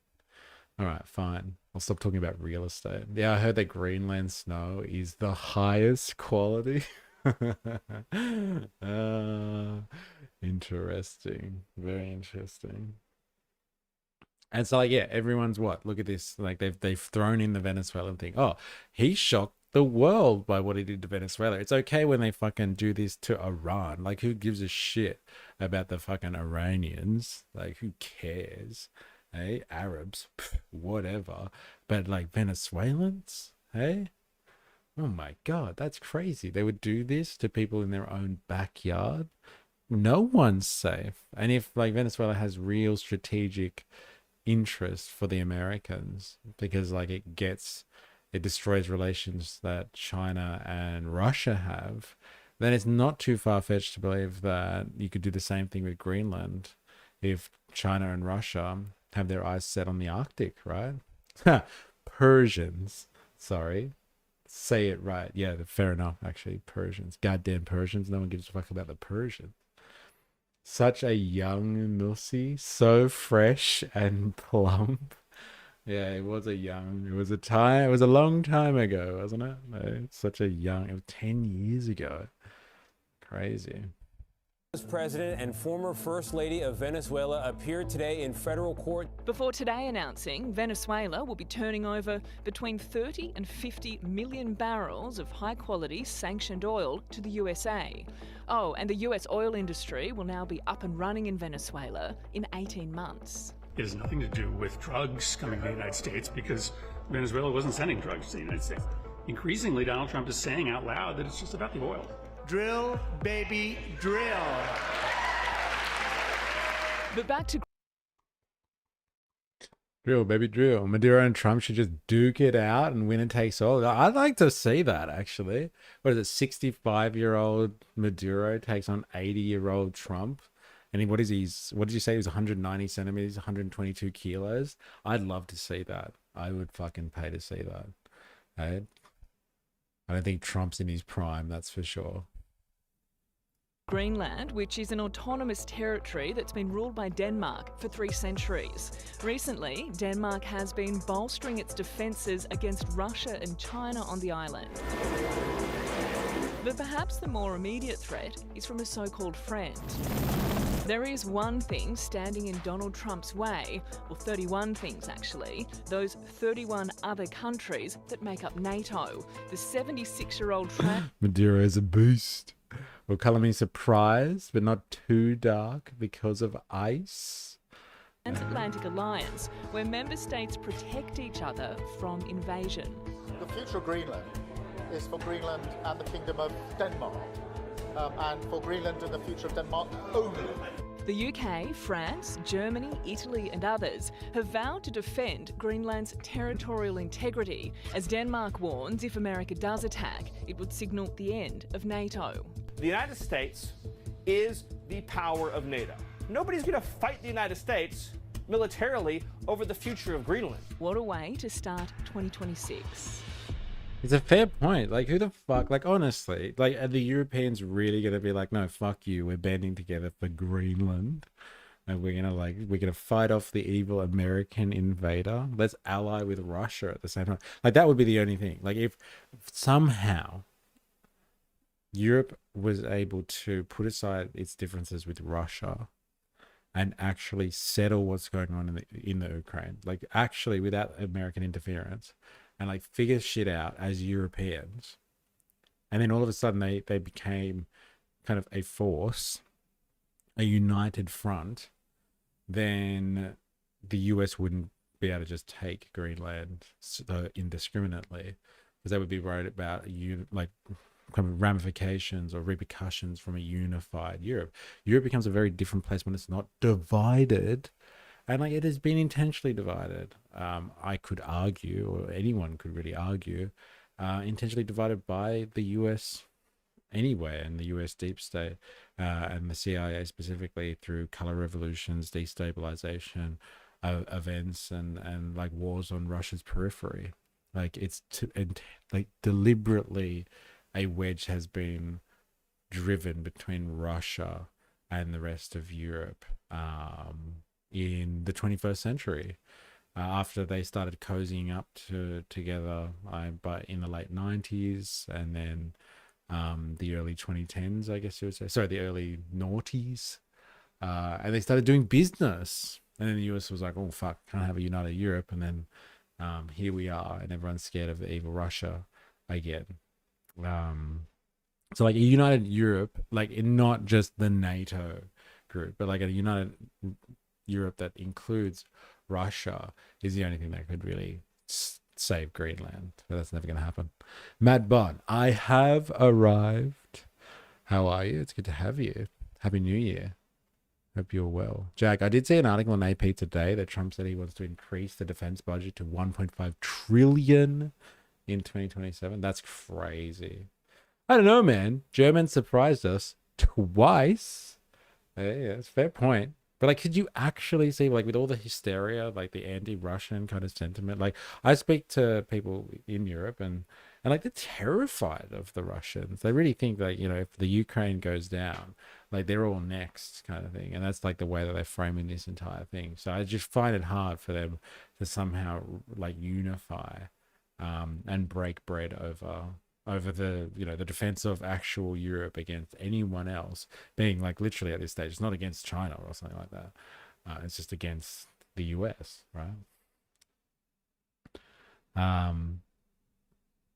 Sanctions and banning Americans, a good start. Dr. Nathan, wouldn't be the first time, man. Greenland could be the next Poland. I think Venezuela. I was thinking about this today. Like, I wonder if Venezuela is somehow will go down in history as the Poland moment, where like the United States went full fascist, and it was just like, that's it, we're taking Venezuela, and then we're taking Greenland, and then etc., etc., etc.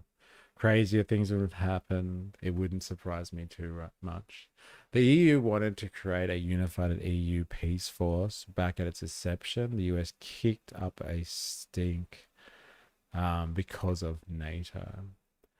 Happy New Year. The Eurozone could become very isolationist if they wanted to. Also, Netanyahu and Putin are on the phone too much for me to not think that it's all a ruse and Russia is in on it all. Well, then there's no hope for Greenland then, if that is the case. Ukraine full of criminals. Let Russia have them, I say. It's an interesting point too. Right? Like, you know, the Ukraine it's got its own fucking problems. That's for sure. And that, like, it needs to be denazified itself. Like, it's got some big fucking problems. It's an interesting take, though. Like, let Russia have it. Like, I would say, like, for the point of European unification, they need to do something with the Ukraine and, like, satisfy, placate Russia in order to kind of come to a diplomatic end to their issues without the US and the US interference. Yeah. Happy New Year, mate. Off to a bang. That's the theme of today's stream, too. The new year, off to a bang. Well, Peter Lay was Australia's Army Chief, a retired Lieutenant General and now Director of the National Security Institute at the University of Canberra. He's been good enough to join us. Professor Lay, let's get straight to it. What would happen if Trump used military force here? My God. If Trump used military force in Greenland, yes, I think it'd be a disaster. It would signal the end of NATO because Denmark is a member of NATO. We've already heard from the Prime Minister of the United Kingdom, Keir Starmer, who said, don't do it. And we're hearing from another range of leaders of NATO not to do it. But why he's taking this approach... This is so lame. Like, this is the best Australia's got to offer in terms of media. This is Channel 10 at its finest. He says, well, yeah, I'll take it if I have to. These are members of an alliance, and it's an important alliance. It's kept the peace in Europe for the best part of 50 or 60 years. Well, Professor, sorry to jump in there, but if you're talking about the alliance, and I mean, how would that survive? Or surely, I mean, if President Trump wants to take Greenland, there's nothing really to stop him, right? Would Europe really stand in the way? Well, I'd hope Europe would stand up for it, and there'd be other countries standing up for it. If President Trump wants Greenland because of its critical minerals, what's next? Okay, is it Lay or Lee? Why isn't the media asking the real questions? I thought it was Lay for ages, but I keep hearing people say Lee. But, like, for our interpreter or our phonetics specialist, I will turn to Indoctrinathan, who will tell us how to say the name of the opposition leader. Ukraine was playing with Russia, spy v spy over 14 years, Mossad and CIA running Ukraine. Everyone knows. Pissed Russia off. Too much. There you go. Oh yeah, interrupt the expert. Cool move, Murdoch. Yeah. Go back. I just want to talk about what happens to NATO. That'll scare people. If President Trump wants Greenland because of its critical minerals, what's next? Australia has critical minerals, and we're about to do a deal with the United States.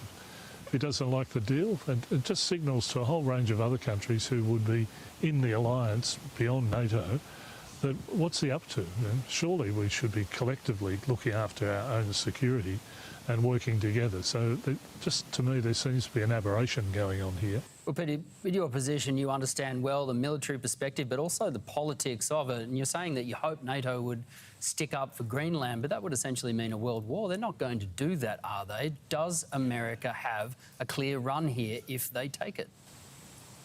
Well, if America chooses to use military force, yes, they'd have a pretty clear run because of the preponderance of the force that they've got and where they're located. And there are, as I've said, American forces already on Greenland. But that's one of those sort of scenarios you say, well, that can't happen. They're allies. They've fought together. What would it mean for Australia, Professor? Would we be forced to pick between our NATO allies and, of course, our close allegiance with America? It'd be a hellish decision to make. It's not a hellish decision. It's a very easy decision. Like, no, we stand with the people of Greenland. Like, come on. We can't even, like, actually pick a side when it comes to US and, like, China fighting in our part of the world over who has dominance. And, like, we have China, our biggest trading partner. We can't even make an economic decision on this one. And, like, we just, whatever the US wants, we'll just go with that one, please. And I think that, like, for something that happens on the other side of the world, in the northern tip of the northern hemisphere, we're going to be like, nope, fuck the US. We stand with the people. Oh, man. Of Greenland. No way. Someone give the pretty boy a mic. Go back to the OF. Yeah. Work with Denmark and Greenland, not steal their shit. Like, come on. That's why I'm sort of hopeful that we won't get to that. America is more important to Australia's security, national security, than Europe is, even though there is discussion through AUKUS, and the UK is involved in that. So this would split a global order that we've been working on for a very long time. Peter, on another issue, a little bit closer to home now, there's calls for federal royal commission into Bondi. It really growing. What the fuck? What a transition that was. Why are we bringing up Bondi again? And the Royal Commission, seriously. All right, so that's the mainstream media take. It's just like, could they really do this? Could America take Greenland? Like, that's as far as they've gotten on this one. No real analysis at all. It's crazy. Now, let's see what the White House has to say then. I'm pretty surprised at how limited that was. I think it was like some retired military person to come in and speak about it. There have also been reports that the U.S. could potentially buy... Yeah, let's just drop a royal commission in there. Great segue. Yeah, like what the fuck was that about? Seriously, how are those two things even remotely connected? It was a shit segue. There have also been reports that the U.S. could potentially buy Greenland as one potential option on the table. What would such an offer look like? Is there anything monetarily you could provide, any details there? Well, that's something that's currently being actively discussed by the president and his national security team. And I would point out that the acquisition of Greenland by the United States is not a new idea. This is something that presidents dating back to the 1800s have said is advantageous for America's national security. The president has been very open and clear with all of you and with the world. Yeah, what in the Jackie Kennedy kind of outfit is this? It is interesting choice, isn't it? Hey, look at us critiquing fashion. Hey, it is very like, what? It's like formal, like 60s, I guess you would say. Hey. Chomsky called it, even though he's on the Epstein files. Yeah, you really have to think twice about E.L. Chomsky these days, right? Like, how much of his stuff can you take seriously? How much of his stuff is kind of potentially stained or corrupted by his kind of association with the bourgeoisie? Like, is he getting his information because of thorough analysis, or is he getting information because he's regurgitating stuff that he's seen from within the dark underbelly of the bourgeoisie, or is he just like actually playing for them somehow in a long game? I don't know. Her old ass husband must have given it to her for Christmas. Is her old ass husband jealous much? Hey, my grandma used to wear this. Put it on, baby. That he views it in the best interest of the United States to deter Russian and Chinese aggression in the Arctic region. And so that's why his team is currently talking about what a potential purchase would look like. That's so good. Did you find that? Like just then? So good. This is the power woman. Like a 90s thing. Hey. Jackie. Caroline, just following up on Greenland, why not rule out taking it by military force?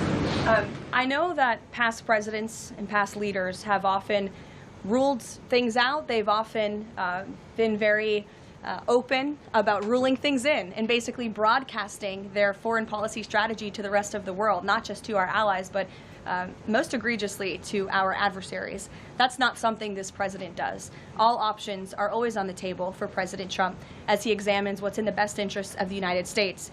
But I will just say that the president's first option always has been. Like, did you hear what she said just then? Like, that was very, very particular.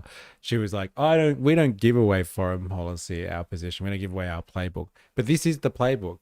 The playbook is we just keep everyone guessing. It could be from anything from buying Greenland, unlikely, like diplomacy, like being like, hey, you do this or we'll fucking make your life hard.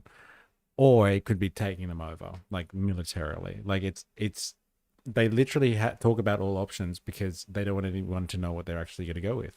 And so their playbook is just like keep the world guessing. And I think, like, you know, if there's anything that we can learn from like this many years of Trumpian politics now, it really is like it keeps everyone guessing.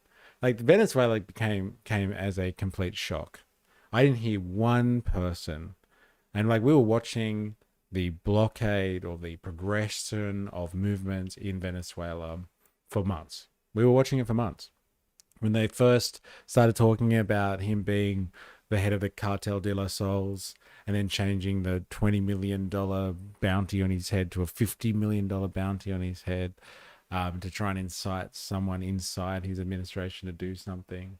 And like that wasn't enough to then starting to roll out the big guns. Like I don't think I haven't seen anyone be like, yeah, they were always going to just fly in and take him out of the country. Like after the fact, I've heard people be like, yeah, I knew that was happening. As soon as they put the aircraft carrier there, like that was the definite goddamn sign. 4AS in the house. Yo, what's up? Give up your Greenland assets. Hey, bro, that ice video is fucked. Which ice video? What am I looking at here? Like, is this something that someone's put in Discord? Oh, you just went back and watched it? Oh my God, bro, it is.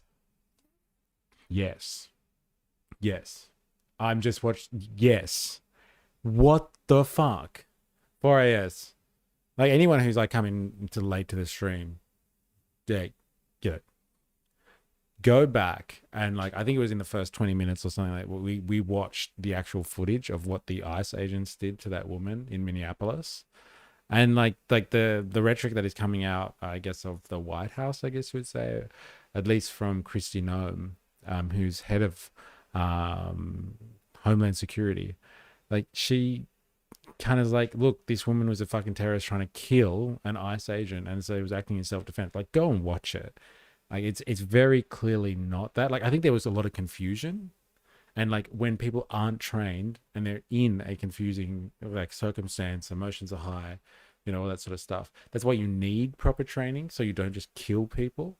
And like it's clear what's happened. Like they've let the ICE agents out of the bag, and like they're unsuitable for the role, and they're dangerous. They're fucking dangerous. Yeah, the footage is very confronting, and the way that people are framing it, I think, is just appalling. It's just appalling how it's being weaponized. So if you get a chance, go back and have a look at it. It speaks for itself. I think it really definitely speaks for itself. But yeah, like going back to Greenland and all that sort of stuff, like they've given us the play. Like this is her being as fucking honest as it gets. It's like, oh, you know, other presidents used to actually say that what they were going to do. We leave all the options on the table because we don't want people to actually have any idea what we could do. We talk about everything, and it could be any one of those plays. And like that is their actual strategy. The US or like the Trumpian strategy is just like talk about everything. Comment on everything, let people speculate, and then we'll figure out the one that suits us at the time, and nobody will really know what's happening. So their strategy really is based on almost a sense of complete chaos. Like it just keeps people guessing. It's a very interesting strategy, I must admit, a very interesting strategy. In diplomacy, again, look at Venezuela. He tried ardently to strike a good deal with Nicolas Maduro, and he told him, I will use the United States military and you will not like it if you don't take such a deal. And look at what happened. With respect to Iran, the president said the same thing, right? He tried to have serious interest in a deal with the Iranian regime with respect to their nuclear capabilities. They were not interested, and so Operation Midnight Hammer happened, which was another remarkable military success under the leadership of this commander-in-chief. So the president keeps his options open, but diplomacy is always the first. Quickly, just one additional follow-up on that. Does the president recognize Denmark's ownership as part of the kingdom? Because there have been some Republican senators questioning, the claim that Denmark has to Greenland. Is the president in that camp with them, questioning the legality of I have not heard him question it personally. Yeah, the gaslighting here is hilarious. Take the deal or you are unalived, right? And like that's really interesting actually that you say that, 4AS, because there was an article that I saw. Let me see if I can find it.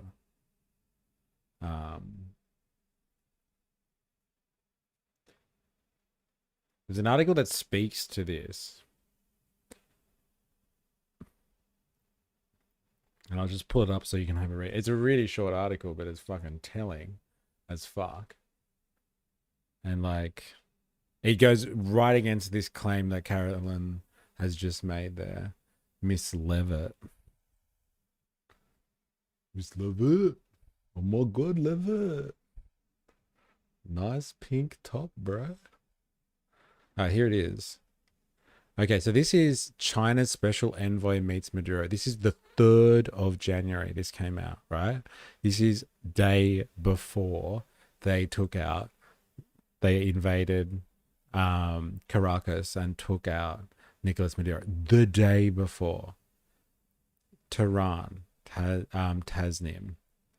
Chinese President Xi Jinping's special envoy met with Venezuela President Nicolas Maduro in Caracas on Friday. So Friday, this happened, like, I guess you would say Sunday. It was Sunday in Australia anyway. So like on Friday, like a day or two before this happened, and reaffirmed the strong economic ties between the two nations. The meeting at the Miraflores Palace on Friday comes as Venezuela faces escalating tensions with Washington. Key, I guess, the special representative of Latin America and Caribbean affairs, led the Chinese delegation, which included Ambassador to Venezuela Lan Hu and senior officers. RT reported, "I'm very happy to greet you. Thank you," said President Xi Jinping, "for his brotherhood and his message as a strong leader of the world." Maduro stated at the meeting alongside Oil Minister and Vice President Delcy Rodriguez, now President of Venezuela, old Delcy. Now, the Venezuela government said the encounter served to consolidate the new multipolar world order. They were meeting and talking about economic shit, and it was going to help consolidate the new multipolar world order, which is obviously not on America's strategic playbook interests. It emphasized the unwavering nature of the relationship between Caracas and Beijing, particularly in the face of unilateral coercive measures and the pursuit of sovereign development for the nations of the global south. Beijing set to release its readout about the meeting, but according to Caracas, Key emphasized that China and Venezuela are strategic partners to the test, and their relationship represents a valuable opportunity for the People's Republic. The show of support from China follows Russia's recent condemnation of U.S. actions in the region, as Moscow reaffirmed its solidarity with Venezuela as it faces a naval blockade in the Caribbean. The U.S. has justified its military strikes on alleged drug trafficking vessels and a naval blockade of Venezuelan oil tankers as part of a campaign to dismantle what it describes as the Cartel de los Sols, alleging links to Maduro's government. Accusations Caracas has vehemently denied. Maduro said that he's open to holding talks. Here it is, all right? You've just heard it here, right? That like she was saying, like Trump gave him a fucking olive branch. He said to Maduro, let's do a deal and let's save your bacon. And Maduro was like, you, Trump, I ain't doing deals with you, motherfucker. Maduro said he is open to holding talks with the Trump administration regarding drug trafficking and even Venezuela's oil reserves. But drew a firm line against what Caracas described as attempts at extortion. The US government knows, because we've told many of their spokespeople that if they want to seriously discuss an agreement to combat drug trafficking, we are ready. He said in an interview released Thursday, if they want oil, Venezuela is ready for US investment, like with Chevron, whenever they want it, wherever they want it, however. Like if that language isn't more fucking overt, like I don't know what it is. Like if this was really just about oil and like Trump was like, we need the oil, they've got all of it, we need it for our companies, then like they've already offered it. Like you want the fucking oil whenever you want it, wherever, however. It's like he's written a song for Trump telling him that he's open to negotiations. And like this is the, like, talk about gaslighting for IS. That's what is going on here. Hey, we gave them multiple opportunities and they didn't take them. We offered Maduro a deal, and that motherfucker chose military aggression. Like, come on. Like, there was any choice in that at all. America just didn't want to deal with a socialist government. Pretty much. It didn't want a loose end. It didn't want a fucking loose end in the region. A loose end allowing China and Russia in. That's serious gaslighting. She gaslit herself so hard. Levitt thinks she's Jackie Kennedy. Am I not? But you're welcome to ask him yourself next time you have the chance. Wait just a second. We have one more thing to share. We want to say a heartfelt... No more sharing from you. There's Levitt for you. Fucking hell. Here's Rubio talking about it as well. About Greenland, that is.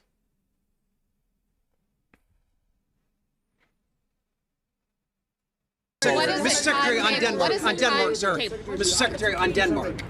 Why has the administration not taken Denmark's offer to Timu Jackie? That's definitely the case.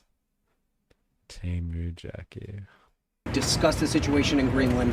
And I'll be meeting with them next week. But will you take military intervention off the table? I'm not here to talk about Denmark or military intervention. I'll be meeting with them next week. We'll have those conversations with them. Wherever. So good. There it is. Is that you, Maduro? That's Maduro right there. That's him trying to negotiate with Trump. Trying so hard to negotiate with Trump. Look at him. I'd negotiate with Maduro. I wonder what Trump's really going on about. And I'll be meeting with them next week. But will you take offer to discuss the situation in Greenland? And I'll be meeting with them next week. But will you take military intervention off the table? I'm not here to talk about Denmark or military intervention. I'll be meeting with them next week. We'll have those conversations with them then. But I'm not having anything further to add to that today. Can you clarify your comments to lawmakers? Does the U.S. intend to buy Greenland? Does the U.S. intend to buy Greenland? Can you clarify your comments to lawmakers this week? Well, that's always been the president's intent from the very beginning. He said it very early on. I mean, this is not new. He talked about it in his first term, and he's not the first U.S. president that has examined or looked at how could we acquire Greenland. There's an interest there. But so I just reminded them of the fact that not only did Truman want to do it, but President Trump's been talking about this since his first term. Is it safe for work stuff? Can I watch it? Like here? In the general chat? Can I watch it? I'm assuming it's like the crazy shit, right? ICE vehicle hits protester. Agents use pepper spray in Minneapolis. Yes. Is it the first one that you're talking about? It's from Reddit. It's got to be credible. Gotta love Reddit. If you're watching this on YouTube, you know the drill. Make sure you fucking hit the like button, please. Helps with the algorithm. Go on, do it now. I'm waiting. Hit the like button. ICE vehicle hits protester. Agents use pepper spray. Well, obviously the ICE agents, if they're hitting people with cars, are terrorists. Right? That's the logic. Remember that. I wonder if I can get this in a different view or angle for it. Oh, this is December 9th though. Ah, okay, fair enough. Still, that's a terrorist move, bro. Hitting someone with your car. Oh.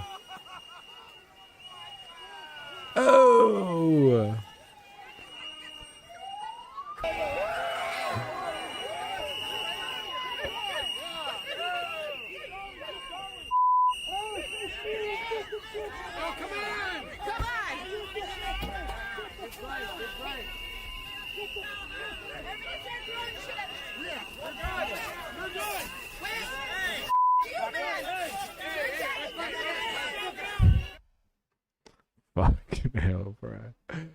Man, this shit's crazy. Like, honestly. Is this the SS ice guy that you were talking about before? There.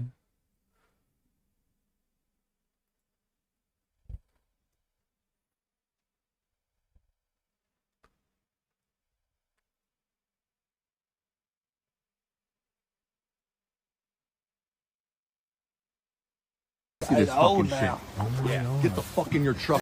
See this fucking shit. Dude. Where's that fucking tattoo? Let me see this fucking shit. now.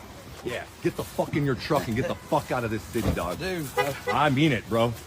Don't make me fucking get on the phone and start calling people, because I'll have half this fucking city come down here and take you the fuck apart. Well, dude, I'm not even from nowhere around. We just come Fuck through. off, Nazi. Get in your truck and leave. Your whole fucking crew, Nazis? No, man, we're not even from here. Where the rest of them at? Texas. Yeah? No, they're not. Go back to fucking Texas.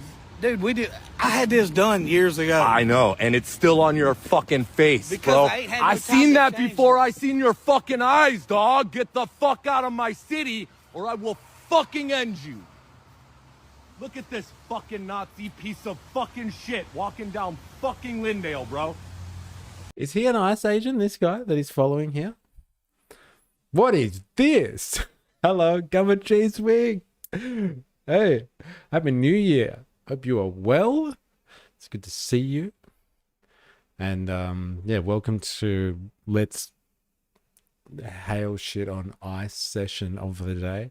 We started off the stream looking at what happened I don't know, like a few hours ago, basically, in Minneapolis.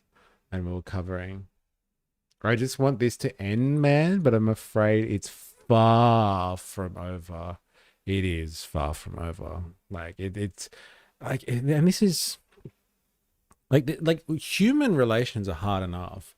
Like, do we have to culture war everything? Like, it'd be so much, like, we'd come to a resolution so much quicker if we were able to consolidate our efforts broadly as the broad mass of people, and like fight against some of these douchebags that like really control everything, and they just do it for their own fucking benefit. Like, you know, there's no consistency in their agenda bar they're, you know, feathering their own nests. And so like they'll do whatever they want with Venezuela, they'll do whatever they want with Greenland and all this sort of stuff. They'll send people to their deaths, they'll do whatever they want with, like, you know, ICE agents and rounding up people for their own political agendas, and people are going to die. And then people are going to fight about it. And like, they don't care. This is all just fun and games for them as they kind of take over strategic points of the world, secure profit margins, secure trade lanes. And they play their game of fucking world domination and risk as using the place as a fucking global chessboard. And so like, and you know, until we descend from the culture wars, or like remove ourselves from the culture wars consciously and in a concerted effort to fight against people like this, of this class, then like, you know, this stuff, I don't see this stuff going anywhere. It's far from over, and it's going to drag the entire world into chaos with it. Let's go. ICE, right-wing freak American government. It's over. Well, they're very dangerous. Whether they're over or not, they're very fucking dangerous, and they're going to do a lot of damage as they kind of try to hold on to power. Statement last night saying that the military option is on the table. Lost a lot of weight. Thank you, Mr. Secretary. They said the military option is on the table. So is the administration really willing to risk the NATO alliance by potentially moving ahead with military operations? What I think the White House said yesterday is what I will tell you now, and I've always said. The president always retained the option. Every president, not this president, every president always retains the option. I'm not talking about Greenland. I'm just talking about globally. If the president identifies a threat to the national security of the United States, every president retains the option to address it through military means. As a diplomat, which is what I am now, and what we work on, we always prefer to settle it in different ways. That included in Venezuela. We tried repeatedly to reach an outcome here that did not involve having to go in and grab an indicted drug trafficker. Do you believe that? And like, what's the word indicted even mean? It's like, we've accused this person of being a drug dealer. Like, we found cocaine on him and some fucking machine guns, and that justifies us going into another country with 150 aircraft and like taking out, like, killing at least 80 people have died in collateral damage in this operation. Like, and what? Because he's got machine guns and fucking cocaine. Like what deal? Like what options did they give him? Because from the RT News, which is a Russian source, so let's just say it's bias, and it's riddled with bias. Let's just imagine that you got one side saying, RT News saying that no, Maduro has said wherever, whenever, like he wants to do some type of negotiation. They were never interested in a negotiation at all. And then him saying on the other side, like, we tried our best. We tried with some good old-fashioned diplomacy, and Maduro didn't want to have a bar of it. This is interesting. I've seen the Hegseth tattoos before. Hey? We the people. Yeah. He's copped a lot of heat for this stuff. Well, unfortunately, the right-wing culture war is majorly misinformed, and thus it pushes us deeper down into capitalism. Left-wing culture war is mainly shallow understanding while flinging buzzwords, but it usually stems from truth. Well, like, yeah, I guess so. Like, look at Marjorie Taylor Greene, for instance. Like, she's not swallowed the Kool-Aid this time around, and like she's pissed off that US is in like literally spending its resources and involving itself with the affairs of the Zionist state of Israel, and doesn't think that those two things align, and she's kind of like, you know, upset. So apart from her like conservative culture war notions, like she's upset that like they cancelled the SNAP program, and like they had made changes to the budget, which is going to affect people and their access to health insurance and all that sort of stuff. So like there are elements of right-wing populism which really look at class issues, because they get their supporter bases from the commoners, like, and the working classes, and so like if we could just focus on like kind of that class-based politics, like we might be able to, and it's just a fucking massive might there, but like we might be able to fight against the machine, which is, you know, as has been called out already, like, you know, we want an end to this, but like, you know, it's far from over. It's the only way to oppose the it's far from over feeling of dread that we all have here when we look at these guys playing, you know, Risk on a global stage. It's like, well, we've got to band together as a cohort, as a big group, and demand nothing but the highest standards, demand change, and change the fucking system itself. But until we get out of our culture war, it's never going to happen. There's still no evidence of Maduro crimes from the Trump administration. Fuck, it's not 2020. It's not 2001. Yeah, and that's the thing. Like, we spent a bit of time yesterday. I kept asking, like, has anyone seen any evidence of the fact that not only is Maduro some, I don't know, sadistic murderer, oppressive dictator, like, is there any evidence that he actually lost his election or rigged an election and kicked out Machado and all this sort of stuff? And like, it just seems to be all kind of propaganda and like wild claims. And so like they're going to do whatever they want, these groups, these ruling elites, these whoever, the bourgeoisie, they're going to do whatever they want to maintain their games and maintain economic primacy over each other, so that the American bourgeoisie maintains control over Europe and Asia and all that sort of stuff in the face of the rise of the Chinese bourgeoisie. And they're like, they're going to do whatever it takes. And like they'll use whatever pretext, whatever propaganda and whatever bullshit. And they'll use the culture wars heavily to confuse us all and keep us fighting against each other while they basically go around and do whatever they want on the world stage. And until we are able to cut through the way that they keep us, you know, fighting each other instead of uniting against this rubbish that they keep doing, until we are able to offer some resistance to this together. Like, it's just, the sentiment is there. It's far from over. This stuff is just the beginning. Venezuela is just the beginning. How do we push for the working man without engaging in culture war conversations? Well, we have to, I honestly, like, you just look for elements that, elements of people's grievances which are shared, and that's it. And like, you know, like when I go to kind of these rallies, right?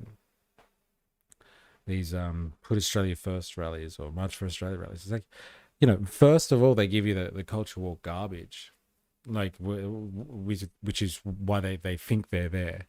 They're upset that, you know, somebody's wronged them and is trying to destroy their culture, basically, by eradicating it or overpopulating it with foreigners or something like that. But then just outside of that, just a step away from that, and they're just like, but, you know, there's a housing crisis. My kids can't afford housing. Like, I can't afford to buy, they can't afford to buy a house. I can't afford to educate them. Like, I'd like to send them to a better school. Like, you know, they don't have parks and facilities. Like, they're straight on to the economic issues. So, like, you can bridge the gap there and just try to talk about those type of struggles, like a class-based struggle. Yes, the market system is failing.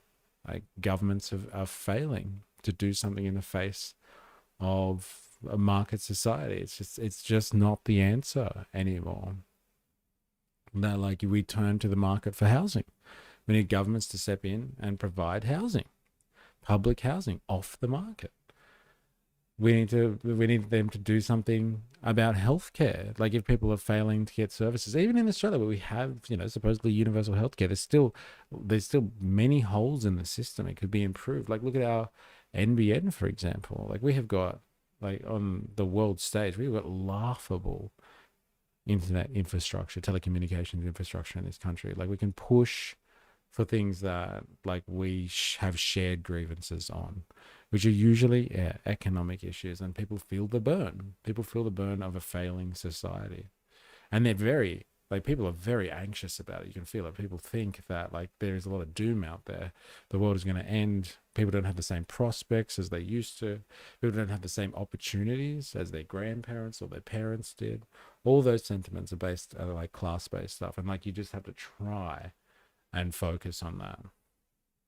Try and focus on that, and leave the other stuff behind. Like, you want to talk about the other culture war issues, fine. They might be real, but they're real because they're in this context, this context of a market society where, you know, you're pinned against everybody else, and so you feel like you have to lash out at your neighbor, and that makes you feel better. No, the only reason that you feel this way in the first place is because it's systematic, this issue.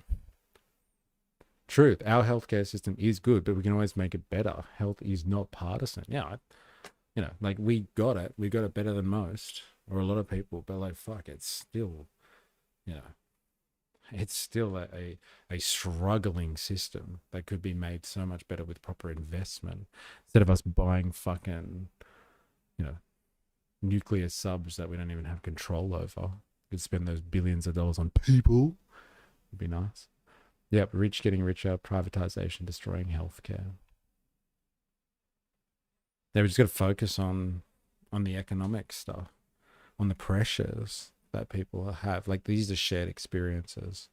We have to find, like, there's been some classic examples of shared experience and shared reactions. I think the CEO incident, the United Healthcare CEO incident was one. Like, the Epstein files are united, like, things that unite the working class. Like, people left and right, like, make jokes all the time when, you know, the US does something. They're just trying to distract from the Epstein files. Like, there are certain things, like, we understand that these rich people are trying to protect their own interests, and we can all see it. And that, you know, it's not a left or a right issue at that point. It's just like, we can all see what they're up to, kind of thing. There's, like, certain things that we do just see through the bullshit on, and there's no real culture war, left and right issue on that one. There might be some of it, but, like, the broad mass of people can see through it. Like, there are issues. We just need to take note of them and, like, bring them up as much as possible, and, like, you know, get people to talk about those issues instead of what we're being told to speak about. Those were unsuccessful, unfortunately. The people of Venezuela are waking up to the same regime. Do you not worry about that? No, but they're going to talk about Venezuela now. I'm trying to get more on Greenland. Greenland. I haven't road tested this one, but this one seemed interesting. This is from France 24. Plan should US move on Greenland. Okay, so this piece is actually about like how will the Europeans react to this? Like if actually something happens and like the US starts to make a move, like starts to go Venezuelan, right, on Greenland, what would the Europeans, like how would the Europeans actually respond to that? Do they actually have like a plan of action for this? And so this piece by France 24 English actually speaks to this idea that they've got some level of strategy, because it's probably inevitable at this point, given the rhetoric and given their current actions, that the US is actually going to make this like a possibility. So France is working on a plan on how to respond should the United States act on its threat to take over Greenland. Yep, Australia, a first world country, America, third world country. They want your shit fucked up. Now let's do this. Now, European allies are working on a plan should Donald Trump act on his threat to take over Greenland. That's according to the French foreign minister, who was speaking on the radio here this morning. The renewed concern in Europe comes in the wake of the capture, of course, of Maduro from Venezuela, as we've been reporting, and the increasingly direct language from White House staff regarding Greenland.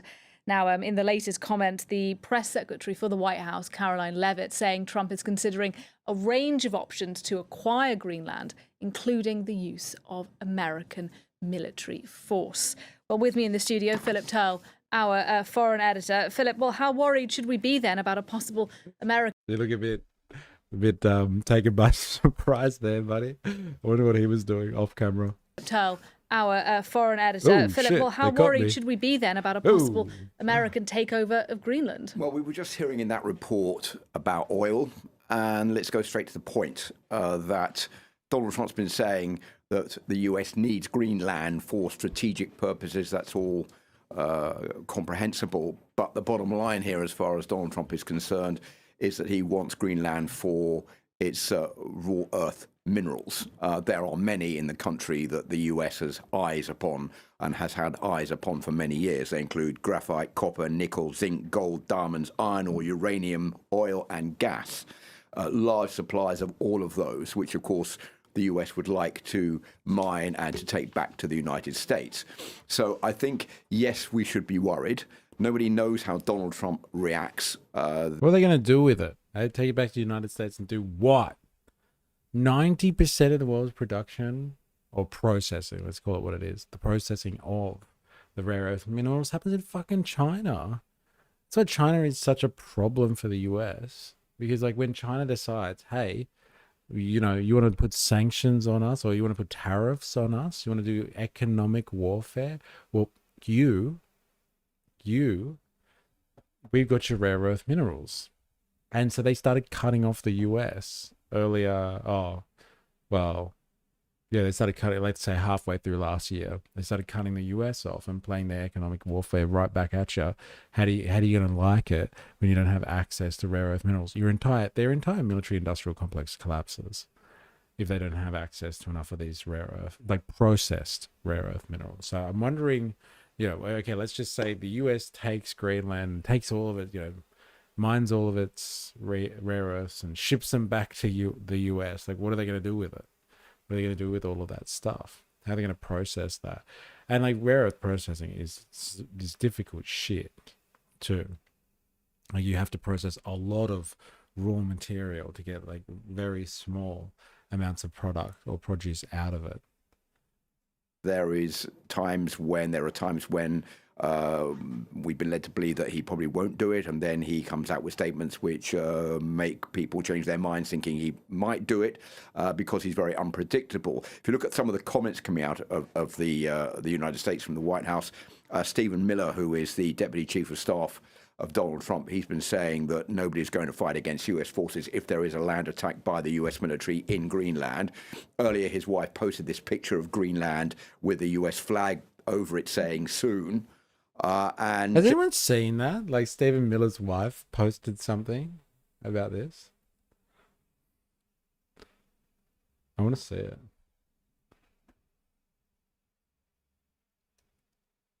Stephen Miller. Yes, this is the one.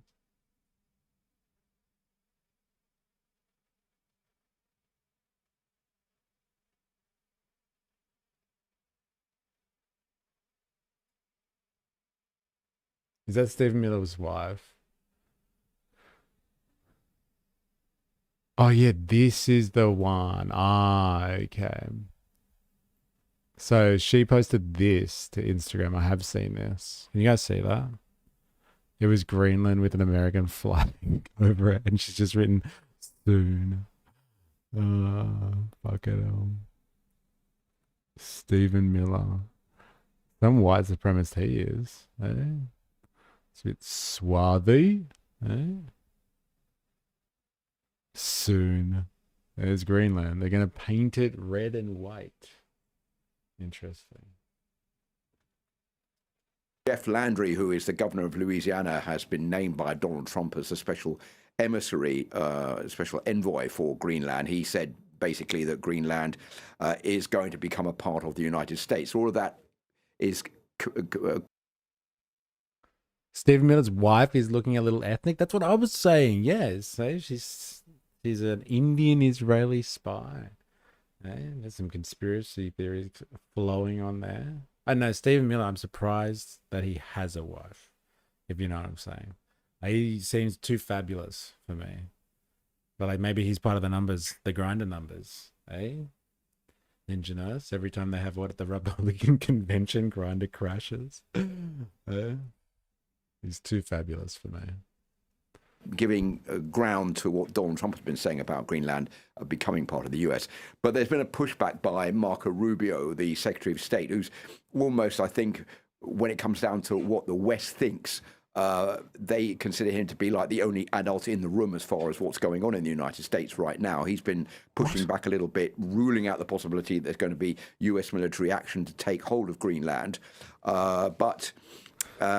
We just heard him talk. What the fuck is he talking about? Like, okay, let's just put it into context. What Marco Rubio actually said. He said, "Look, as commander in chief, the president can decide in any context, in any theater, that like they want to use military force if it suits them and within his constitutional rights. Let's say." So he wasn't specifically saying they were going to use military force on Greenland, but he didn't rule it out. He was like, he can do it and he might do it. Like that's within his remit as the president of the United States. So I don't know what old mate's talking about. Can we just talk about the plan? I just want to know what the Europeans plan to do if this happens. Because, you know my thoughts on this. They're not going to do anything. They can't do anything. They're between a rock and a hard place. They give up. They don't side with the US, and like they're up against Russia. Like the only thing I think that is going to like potentially be of any benefit to the Europeans is if they consciously start to form better relations with Russia and stop being kind of played by the US long game. They need to establish their own diplomatic relations with Russia outside of just being told what to do by the US. It's difficult to see what is going to happen. Donald Trump himself, who's been very vociferous about this, saying that the US wants to take Greenland, has been saying that he's going to make a decision on this between the next 3 weeks and the next 2 months. But we don't know what that decision is going to be right now. Right. And if this does happen, I mean, what means do Greenlanders have to defend themselves? Well, what the United States knows, and what's pretty obvious from all of this, Nadia, is that if they launch a ground attack on Greenland, there's going to be no way that the people of Greenland can fight that off. They don't have the means to fight back against the United States. Remember, Greenland is under the tutorship of the Danes. They're members of NATO like the United States. So normally if there's an attack against Greenland, other member states of NATO would come to the rescue, including the United States. But what would happen if it's the United States that's attacking? That has never been considered in the past. So this obviously means that NATO would collapse. Greenland doesn't have the means to support itself. It doesn't have any international... It's the NATO paradox. It's like, wow, we need to all defend each other. But what if it's one of our own attacking another one of our own? Ooh, shit. Never thought that one through. We didn't think it was fucking possible because they set up NATO like fucking, what, 60 years ago, 70 years ago, outside of, like, in the wake of World War II. They set it up to contain the Soviets. Contain being the word there. And so, like, Greenland is now part of the US's containment policy for Russia. And so, like, if NATO doesn't serve that purpose anymore and they need to take something in NATO for strategic reasons in order to continue to contain Russia, then so be it. NATO served its purpose. Who else are the fucking Europeans going to go with anyway? They're going to go to Russia? Eh? There's like a couple of European countries that might be able to get away with that. There's Belarus, there's Hungary. There's like a few people that might move on and assist the Russians there. But like, if it's now part of the containment to have Greenland in America's clutches, then so be it. And NATO should dissolve. Troops based on the ground. An expert from the Danish Institute for International Studies, quoted by the Politico magazine, said that if the US launched an attack on Nuuk, the capital, Nuuk would be able to resist for about half an hour. So that means that if the US wants to go in there to take hold of Greenland, they can do that. And they know there's going to be no pushback from either the Greenlanders, either the Danes, or probably from the other members of NATO. And as we've been saying, you know, the White House says military options are on the table. It's also, though, suggested maybe it could buy Greenland. I mean, could that happen? Well, Donald Trump's not the first US president to put forward the idea that Washington could buy Greenland. I mean, nobody knows how much Greenland is worth. I mean, if you think about all the raw materials that are hidden underground there, it's worth quite a lot of money. And the contradictory fact here is that Donald Trump is a climate change denier, but he's going to take advantage of the fact that the ice cap is melting in Greenland to be able to mine those raw materials if the United States takes hold of Greenland. It is a funny contradiction, isn't it? It's just like, well, why is Greenland so important from a resource perspective? Oh, because like the ice is melting and so it's exposing more of the resources. Well, why is the ice melting? I don't know. It's getting hotter up there in the Arctic. Eh? A little bit more hot. It's so hot right now. Greenland is hot. So is the Arctic. It's so hot. And so we thought we'd get over there while it's hot. Andrew Johnson, the president of the United States in the 19th century, he put the idea forward of buying Greenland. That was turned down. There was another proposal by Harry Truman in 1946. He even offered $100 million for Greenland. That was turned down by the Danes. Mette Frederiksen, the Danish prime minister, has made it pretty clear that she is certainly not interested in selling Greenland at the moment and probably never will, and would not want to sell it to Donald Trump. All right. Well, just sell it to someone else. Like if there's a Democratic president that was there, would you sell it to them? Yeah. Definitely not to Donald Trump, but I'll sell it to other Americans. Right perspective says that the class war is just a culture war talking point of the left, tricking people into supporting the authoritarian communist agenda. Money for these unions, departments, and taxes just go towards people in bureaucratic positions that serve no purpose but to fill their own pockets. This automatically lumps all cultural issues along with that agenda, taking value from the working man and towards useless people that get paid hardly any work in these positions, to do hardly any work in these positions. Yeah, and you know, you could easily be like, well, like the idea of a class war is just another form of the culture war, because it's just like saying it's rich people versus poor people or something like that. And like, you know, fair enough.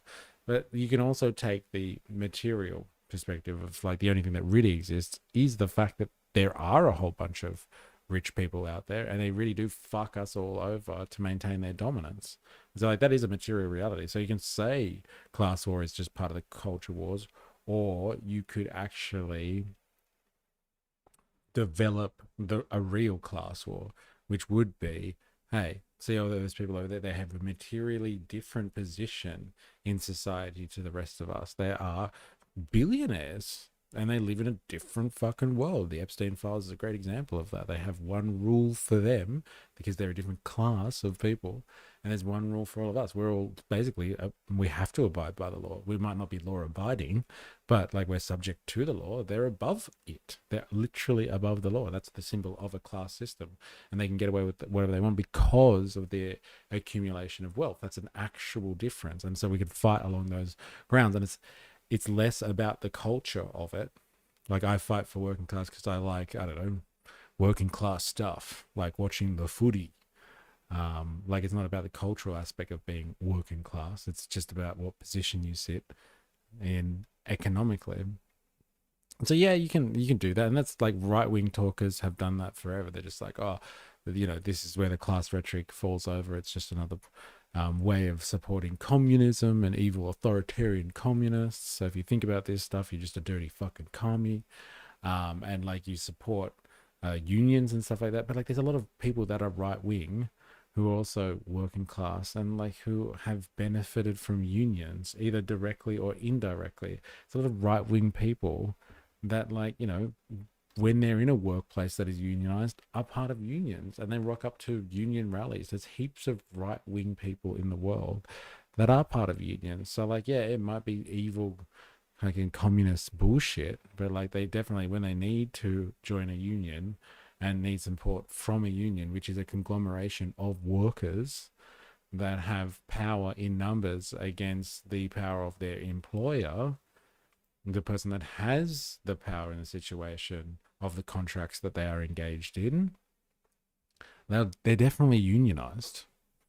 And so like they can think it's evil communist propaganda if they want, but like physically they understand that there is actually more power when they come together as working class people with different political interests, with different cultural interests. They understand that they're stronger together, and that's what the class war really is about. So like if if right-wing people want to believe it's some fucking communist conspiracy to have unions but then still join unions when they go to, you know, workplaces that are unionized, and benefit from those unions directly, then like they must be pointed out the contradiction in their thinking, which is like, well, the union's not that bad. I've got benefits from its existence. Now, indirectly, the benefits are all around them. The fact that, you know, if you're Australian or New Zealander, you know, like I can't speak for other countries, but like I'll speak for the Australian example. Like if you work in a workplace where you have conditions like a set working day where they can't go beyond unless they pay you penalty rates or overtime or something like that, well, that's thanks to class war. And Australia has a big history of fighting for its class interests and like the interests of workers, so they have good conditions. So like the reason that you have a structured working day in the first place and like set times, and you have holidays, or you have sick leave, or you have something called the fucking weekend, is because of working class politics. And so you can call it the culture wars all you fucking want. But like if people really like the weekend, let's just say, or the idea of having holidays, like public holidays and all that sort of stuff, well, look no further than this idea of class war. And like if they can't see that and they still think that that's just some part of the culture wars and it's a left-wing trick to, you know, get you to love communism, well then fucking if communism equals the weekend, and give me fucking communism every day of the week, baby. Because, like, you know, I enjoy the weekend. I like having a couple of days in every 7 where you are free from the obligation of the clutches of capital. Now, for most people, that's not a thing, but we do understand as a society it's important to have time away from work. And there's more to life than just being fucking in servitude. Whether you're paid for that servitude or not, okay, like that's not really the object here. It's a form of servitude because you spend a set time of every day in somebody else's laboring under somebody else's direction, whether you're doing hard labor or intellectual labor or whatever, or you're enjoying what you're doing, you're still basically in indentured service. You're serving someone else for a set period of time. The fact that we have 2 days a week where that is technically off the table, then, and that is like a brilliant development of the class struggle that we should all be appreciative of. And so, like, it's things like that. Like when people say stupid shit like, well, the only, like, you know, class war is just a left-wing trick. Well, then, you know, people need to be told that the weekend is a fucking left-wing trick. So make sure you work 7 days a week and support, you know, capitalism and the market system, because it's so fucking great. You obviously don't like having a couple of days off. That's just culture war BS. And like, give up your weekends. Actually, you know what? You should work fucking 16-hour days until you die. That's what used to happen. That's what used to happen in the 19th century, the 20th century, in places where industrialism was taking off. They used to just work their populations to death. They'd have, like, you know, 16-hour days. They'd sleep because they collapsed from exhaustion, and then they just start working again. And so, like, there is an element of the class war that is real. We've just completely lost all connection to it. And I think people need to be reminded of it. If Americans come to Australia and can't believe that you don't tip and free healthcare, excellent wages, they're a little jealous. That's funny. All right, let's have a look at this. I still haven't heard a plan come out of this yet. Disappointed with this fuckwit here. Hasn't said anything in terms of a plan. So there are not many options on the table right now. I think what the Europeans are trying to do with this joint statement that we've just been hearing about by 6 European nations, including from the French and from the British, is to try to put pressure on the US to come forward and to negotiate some way out of this problem. We don't know at the moment exactly what those negotiations are going to be, but certainly Denmark has also called for a meeting between Marco Rubio and the Danish Foreign Minister, Lars Løkke Rasmussen. That wasn't a plan at all. They lied. How could they lie to me? How could you do this to me?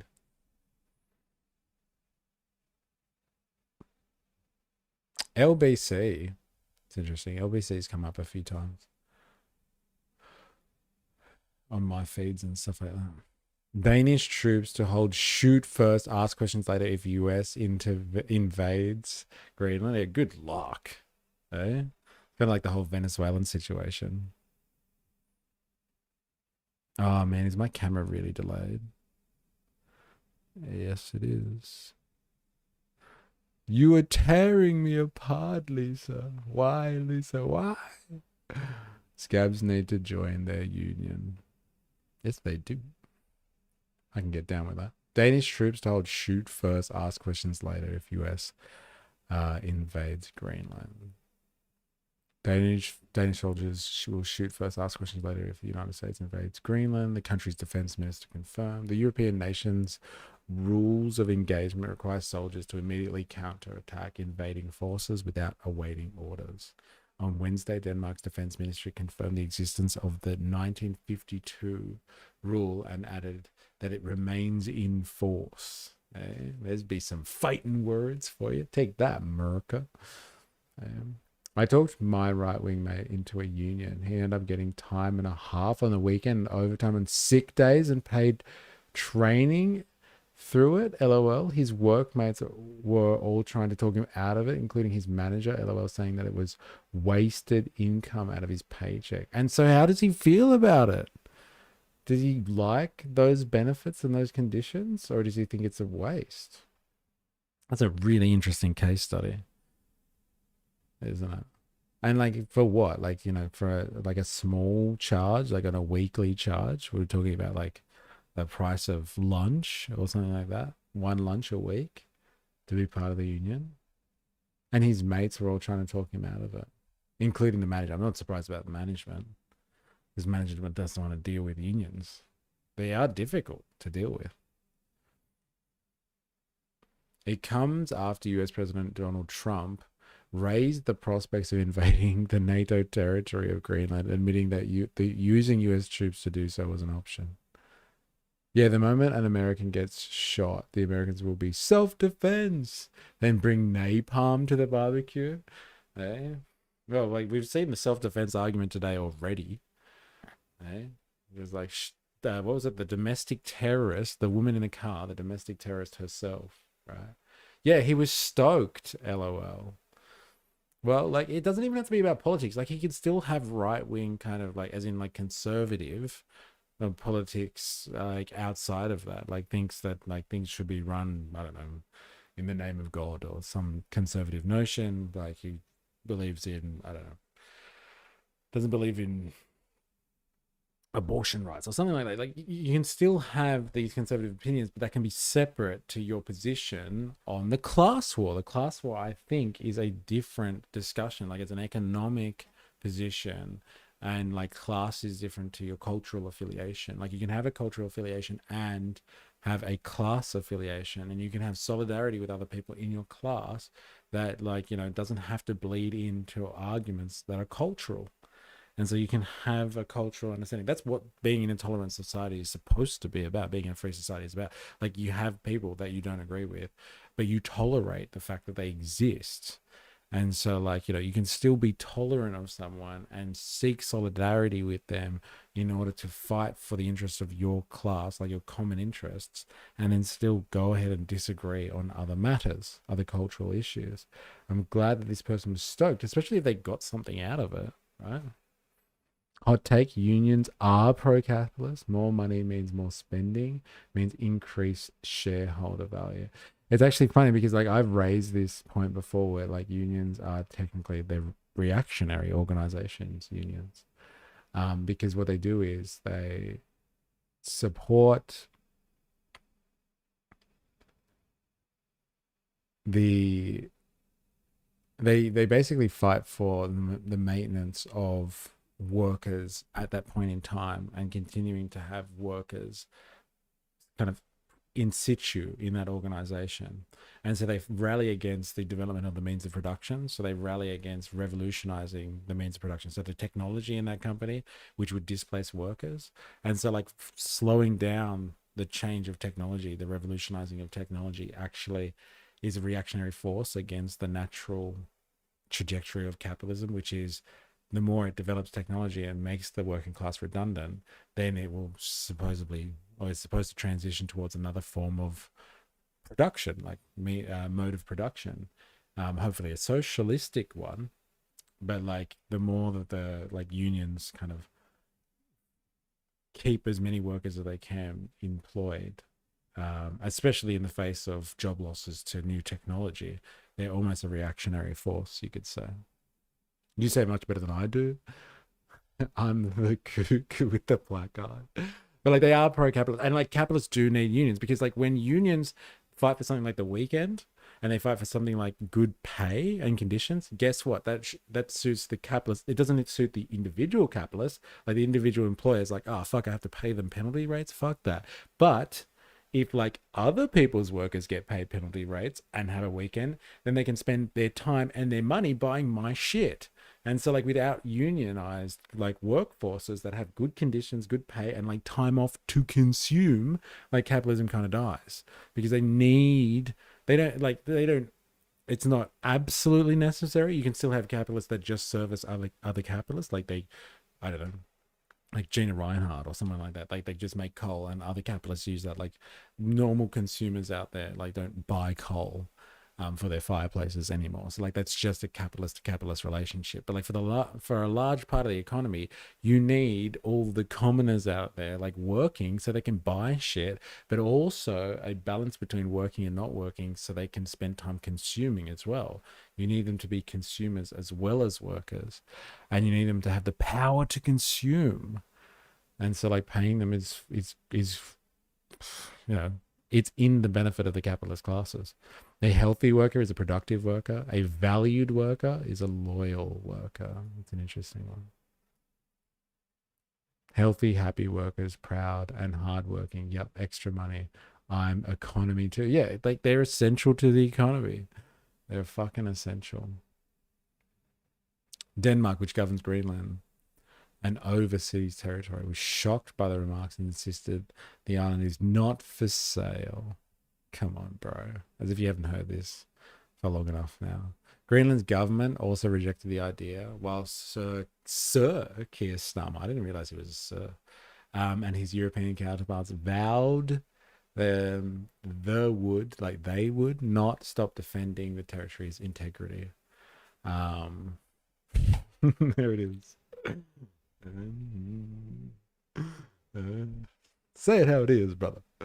The 1952 rules state that in the event of an invasion, the attacked forces must immediately take up fight without waiting for or seeking orders, even if the commanders in question are not aware of the declaration of war or state of war. When approached for a comment by the Danish newspaper Berlinske, the defense minister said the order of precautionary measures for military defense in the event of attacks on the country and during war remains in force. European leaders have been holding urgent talks on how to respond to Trump's threat, which many could spell the end of NATO if the American leader makes good on his plans. Like, couldn't they just get AI to fucking check this for them?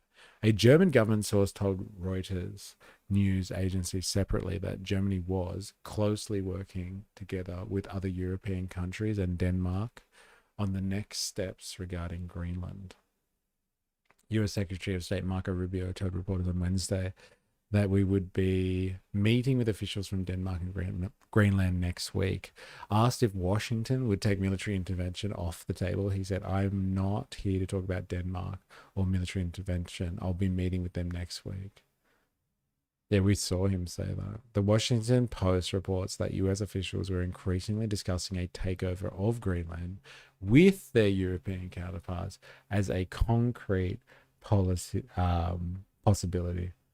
Grammar ain't so good. Yeah, like I can't tell if I'm just like tired and not reading properly, or they can't spell, or they don't have good grammar. A senior European diplomat also told the newspaper that there had been a marked shift in tone on the issue in recent days. Yeah, they're still gloating over fucking Greenland. Why not, eh?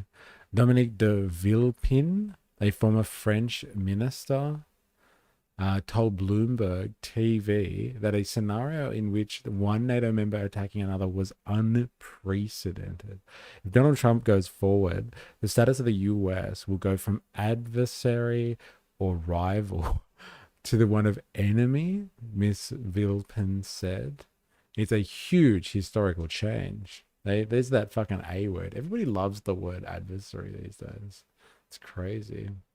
Evening. Oz's Big Bad Doge. How you going? Nostalgia Enterprises. What does the left in the US look like in 10 years? Bernie Sanders has been a key force in uniting people across the aisle based on class, and he may pass on to the next slide. Who takes that mantle? I don't know. That's a good question. Like maybe Zoram Mamdani, maybe. AOC, maybe? Like they seem to be getting the torch passed to them from the Bernie Sanders movement. And like, you know, he speaks class politics. He speaks popularism. So you have the Trump popularism, you have Sanders populism. And so like, yeah, I guess. Oh, Ozris is a game. I play Big Bad Dodge. Is my CB name. Most people call me Dodge. And we will call you Dodge. Welcome. Welcome to the stream, Dodge. Yeah. Yeah, I don't know what happens to the left in the next 10 years. Like, I'm hoping it's going to be something along the lines of them becoming more class conscious. And so like seeking out candidates that represent a class conscious platform. Like Mamdani really rallied against or on the back of this idea of like affordability being an issue. It's just like we need affordable housing, we want affordable public transport, I guess. And like we could taking the city back for working people. It's not just about landowners, so landlords and the wealthy. Like there's people that work and live here too that are outside of those privileged classes, and they need a hand. And so I'm assuming it's going to be like from now on, politics in the US is going to be like, if you're a kind of left-wing candidate, you're going to have to speak about matters of affordability, which are matters of class. And so like that's the way the rhetoric is going, I guess. The rhetoric anyway. Dodge mental institutes. So he wants the government to own all the property. Well, maybe all is an overstretch. As in, like, Mamdani wants the government to own all the property? Is that what you're talking about?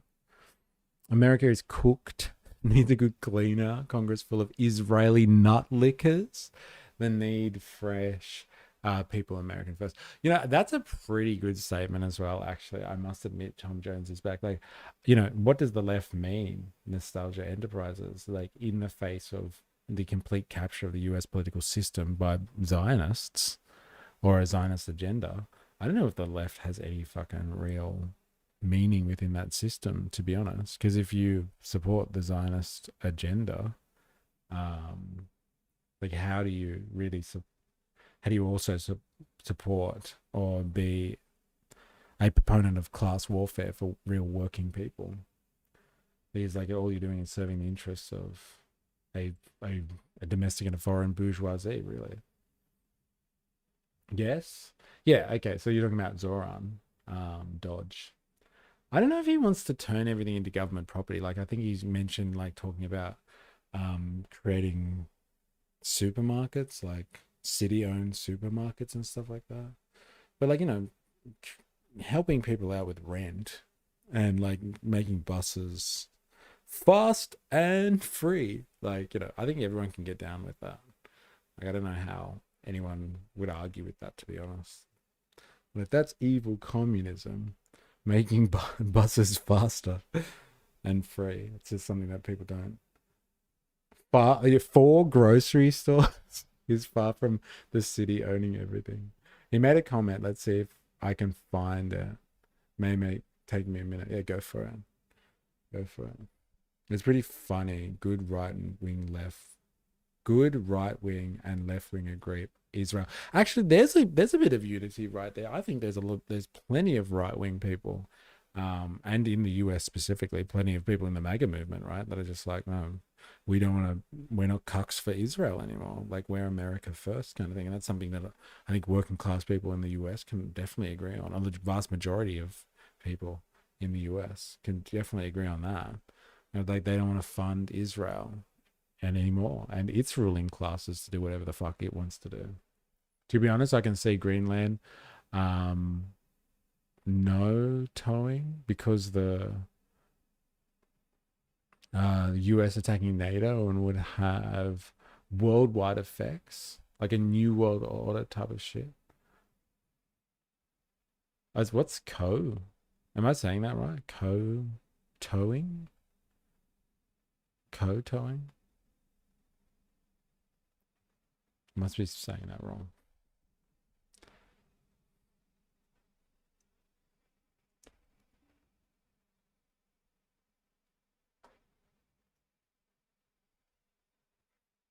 Ah. Kuto. Kowtow. Kowtow. Kowtowing. Ah, right. Yes. Act of excessively subservient manner. Kowtowing. Is that how you spell it? Kowtow. Kowtow. Aha. Kowtow. Extremely submissive. Kowtowing because US attacking NATO would have worldwide effects. Yeah, like they'd have to though, right? Like what was the analyst that was talking before? He was just like, it'd take 30 minutes for them to actually invade Greenland and take it under their control. They'd have to. His comment, was of abolition of private property. Yeah, he's talked about that. Like, he's a socialist, and so he has talked about how like the socialist movement needs to focus on the abolition of private property and the control of the means of production, like the seizing of the means of production. And but like the part that I heard him talk about that Dodge was like in the context of like pure bringing in socialism, and he's like, but we're nowhere near that. And like, we need to do one thing at a time. First, we take New York. Then we seize the means of production. So like, I don't know. Zion said a lot of shit to get attention and elected. Hey, there it is. Yeah, kowtowing means groveling. Yeah. It's apparently Chinese extraction. I didn't realize that. Yeah. Kowtowing, kowtowing. All right, we're going to have means of production is not private. In most places, it is public. It's called stocks. That's pretty funny, actually, because I don't think stocks are means of production at all, because they're not productive. They're like speculative capital, fictitious capital. Some would say, like, there's nothing that stocks do to actually produce value. So they're not means of production. They're not houses, they're not buildings, they're not land, they're not resources, they're not technology, they're not sciences, knowledge. They're not like these forces which produce anything.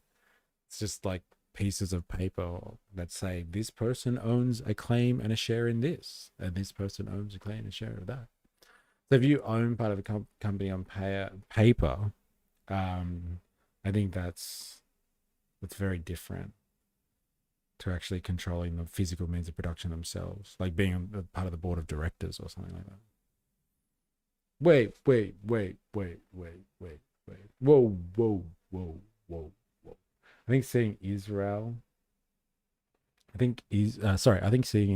just blatantly breaking international law and all of NATO doing nothing has showed Trump that he can do whatever the fuck he wants. Yeah. Why can Israel do it and nothing? And not him. Yeah. Why the fuck not? That's a pretty good call, actually. Why the fuck not?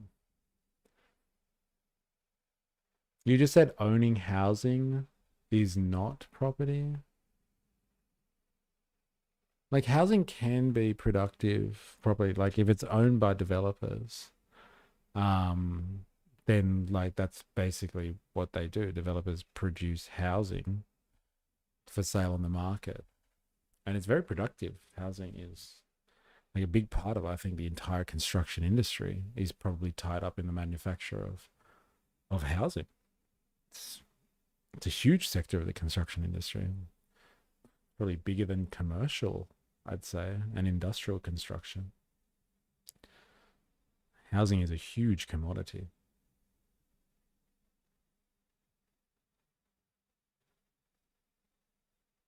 Whoa. I didn't even know you were there still, 4AS. Share packaging is part of that. Stocks mainly for investment and annual profits. All right. Like I said before, we're going to go have a quick break, and then we're going to be back with more. I want to look into... No. Okay.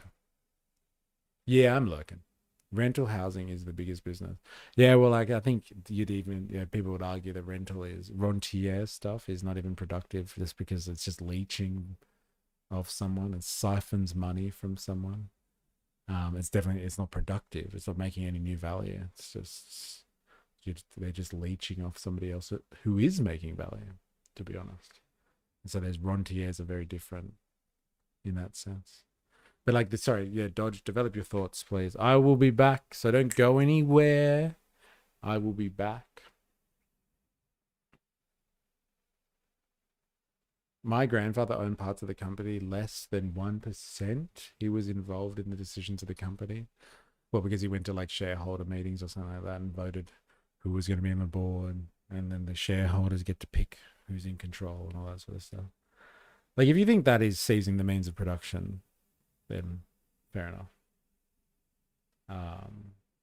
Or owning the means of production, then Fair enough. That's why they appoint board members to make the decisions, and if they don't like the board members, they kind of just fire them or decide not to reinstate them.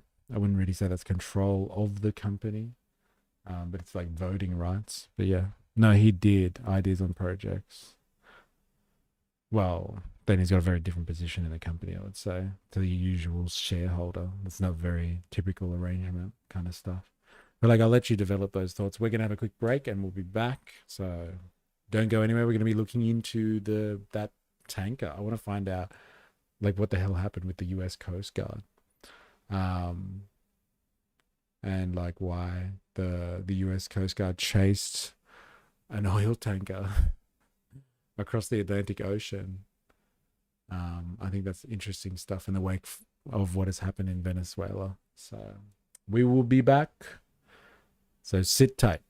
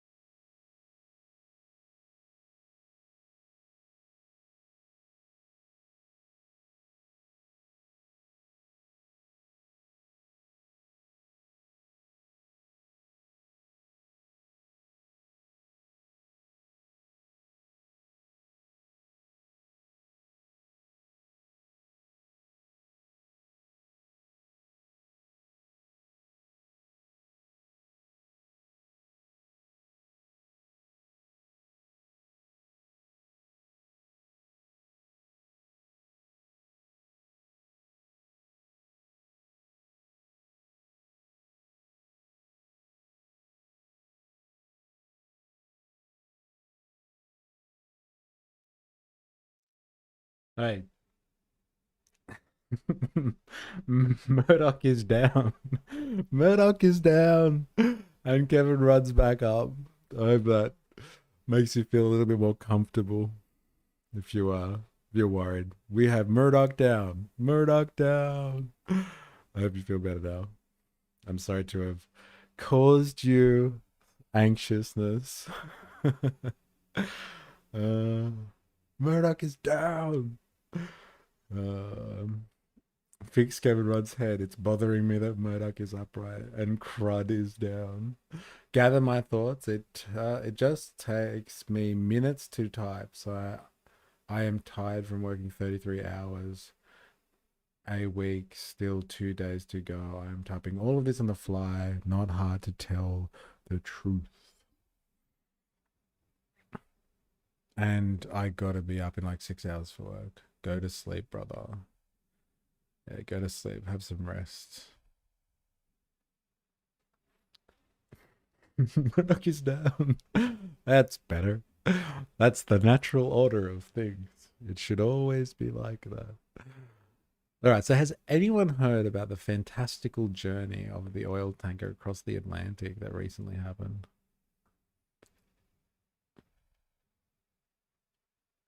Oh, we've got subs. Oops. Let me check over here. Oh yeah. You gifted subs. You're a legend. To Ninja Nurse. To Dodge. To Dodge. It's very nice of you. Thank you very much. Thank you very much. Solidarity, brother. Mystery is my dom. I'll take it. I'll take it. All right. Where was I? Yeah, I want to figure out about this fucking tanker.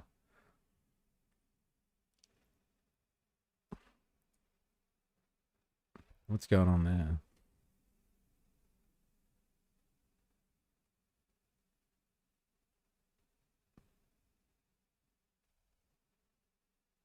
I wonder if there's any developments on that.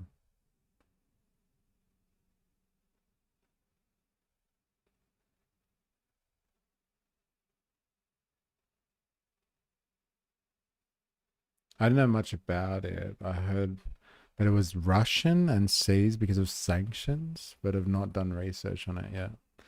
Yes, I haven't heard much about it either, apart from there was a fucking wild goose chase over the Atlantic. So let us check this shit out.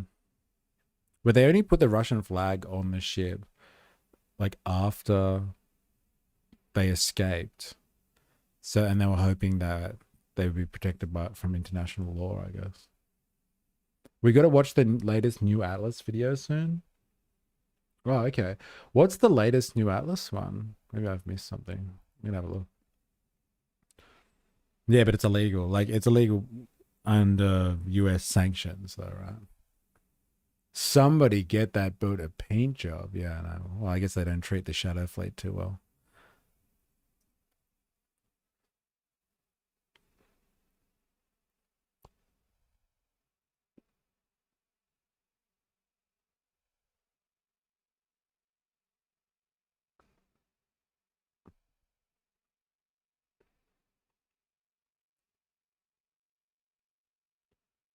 Videos. Turtle guy in the house. You love the turtle guy, bro. Oh yeah, regime change war in Venezuela. So like this one. The Greenland one. Yeah. And what about the space race one? That one is sick. We've got to do the space race one. Oh my god, Jag, thank you. I'd also like to acknowledge that the sub was paid for by your valuable labor. Yes. Yes, good call, actually. And yeah, thank you, Jag, again. That's a couple of subs I think you've given. To Doge as well. To Dodge as well. He put on a good one on Greenland and Venezuela. Yeah. Yeah, definitely.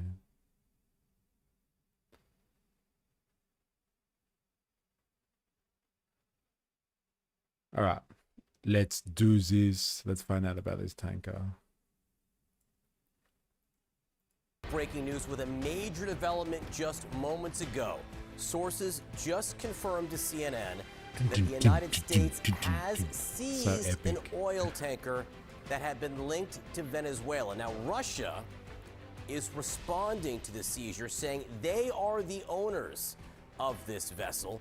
The Trump administration has not acknowledged the Russian status, claiming the ship to be stateless, but nevertheless, you can see the sensitive nature of the situation. Russia had sent ships to track and maybe even protect this vessel over the last 24 hours. The United States has been tracking it across the Atlantic. It's the same ship that the Coast Guard had tried to seize last month near Venezuela. Dummy E. They were unable to board it, and the ship changed course and fled. But now, the breaking news, the United States has seized it. Nick Robertson tracking the developments for us. Nick, what are you learning? Yeah, over the last few days, John, U.S. Air Force has been flying P-8 surveillance aircraft tracking this ship as it came into the northern Atlantic. It's been heading sort of skirting wide of Ireland, heading up towards Iceland and that sort of gap to go towards the north of Russia, the Arctic Circle. Marine. See, like this is it. We've been speculating on what the fuck they're going to be doing with Greenland. And this is it in action. If they have Greenland, they can use it to put pressure on Russia. Guess that's the takeaway. Damn, why is it so delayed? It's annoying. It's a bit better now.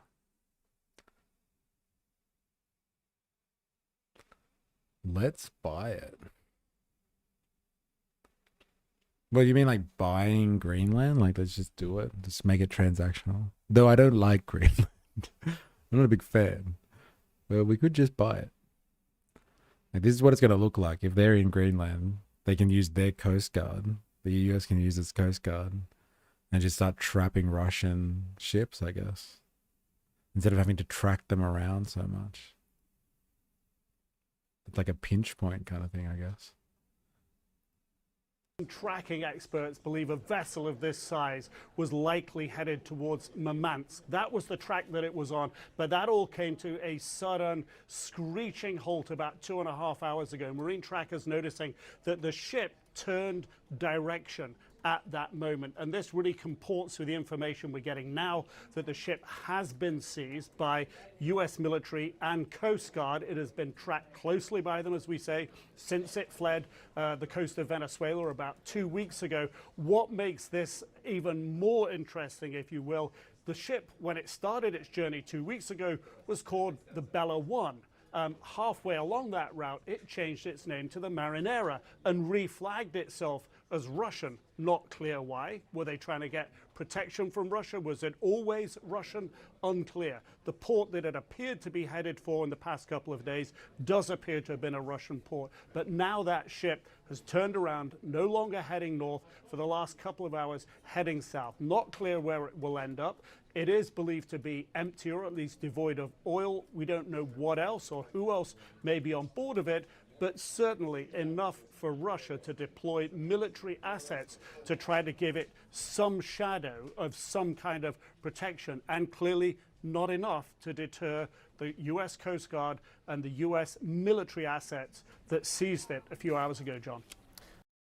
Going on? What's going on? Why do they go all the way across the Atlantic to take this thing back? What the fuck is going on here? We did it with that damn island state I can't spell. Like what? What's the island state that you're talking about? It's not Hawaii, is it? Or Puerto Rico or something like that? Hey, he'll probably rename it to, he'll call it like Mar-a-Lago land or something. Oh, and Alaska. Trump Island. Trumpganistan. So good. Fair enough. Yeah, they've already got good reach over the island. Hawaii thingy. I wonder what was in this ship that's so important that they traveled all the way to an island to seize it. I wonder what the fuck's going on there. Apparently it wasn't even full of oil and they've taken it. The United States says that it has seized 2 oil tankers linked to Venezuela. 2 oil tankers also in violation of economic sanctions. U.S. forces boarded the first tanker in the North Atlantic near Iceland after pursuing it for... It was doing deals with a country that owed us money. The Democratic Republic of Trump. Do you not hear the report? Munchkinland, eh? What's the name of the Epstein Island places? What are they called? St. James Island, I think it is. Little St. James Island. Big St. James Island. Weeks, declaring that it had been seized due to violations of U.S. sanctions. The ship was registered... Land, that's so good, where Trump can throw neck for his favorite spicy arrangement. They said the tanker in the last report was empty. Yes, it's weird. They went through great measures to seize an empty oil tanker. Little St. Donald Island. That's the one. I think that's the one. Instead of Greenland, it's... I just asked if it was full, but like, if it's not full of anything, there's no oil. Like, what is it that they want from this ship? As a Russian vessel. Moscow has denounced the seizure, calling it a violation of international law. The second vessel was seized in the Caribbean. U.S. officials say that both ships are part of a shadow fleet that carries oil from Russia, Iran, and Venezuela in defiance of Western sanctions. All right, for more now, I want to bring in DW's reporter Nick Counter from Riga. Riga is where we carry out our reporting of Russia, since DW has been banned from carrying out its work inside the country. Nick, what has been the official reaction from Moscow to this seizure?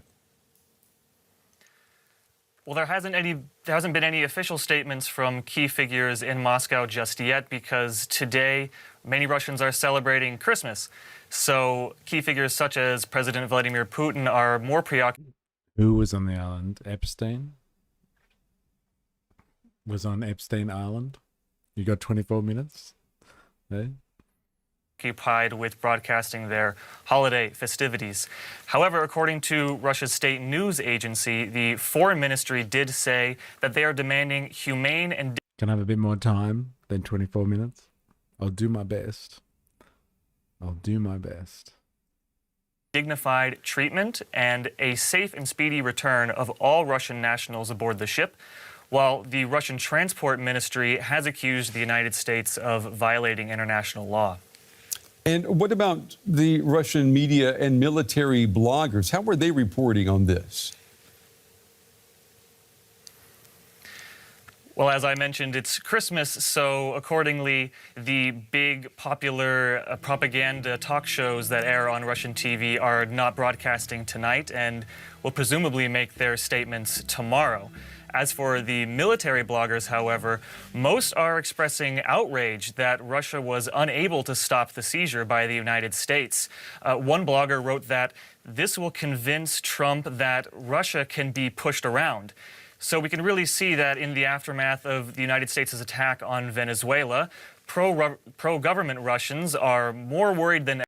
Speaking of the Epstein files, when are we covering the unredacted files? Good question. You put something in Discord recently, I think, and you were like, we need to cover this. So I guess we can do it next week. This is like kind of Epstein files have fallen off a cliff ever since the Venezuelan stuff went down. So I'm sure those things are unrelated, right? Completely unrelated. But yeah, we could have a look next week. I'm sure it's very fascinating, all that stuff. Maybe we'll find what Dodgy's looking for. Complete coincidence. Those things have nothing to do. What big propaganda shows in Russia? Maths? Interesting. Yeah. It's an interesting line of questioning they're asking this guy, right? What do the social media influencers and military influencers say about this? Very interesting. Ever about Russia's ability to put its words into actions. All right, our reporter Nick Counter with the latest from Riga. Nick, thank you. But today there were reports of a Russian submarine on its way to escort the tanker that was seized by the United States. I asked DW's Russia analyst Konstantin Egat if there was ever a risk of a direct military confrontation. First of all, we have to confirm whether this specific tanker was really accompanied with such a strong escort. Even if it did, I'm sure that the Russian Navy, if it was the Russian Navy, will not go for a direct confrontation with the US because A, it will lose, there's no doubt about that. Secondly, it will make what is essentially now a routine thing. It's not the first Russian or the so-called Shadow Fleet tanker that was captured to something completely different, to a level. I need to get some actual reporting on this. This sucks. Where's the research assistant? I can't believe I haven't got the research assistant out today. It's crazy. What's going on?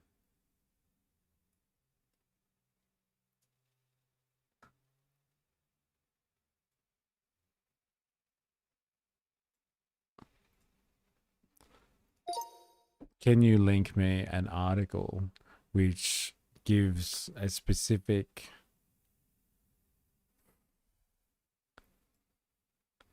Can you give me a detailed account of what happened to the 2 oil tankers that have just been seized by the US in the Atlantic?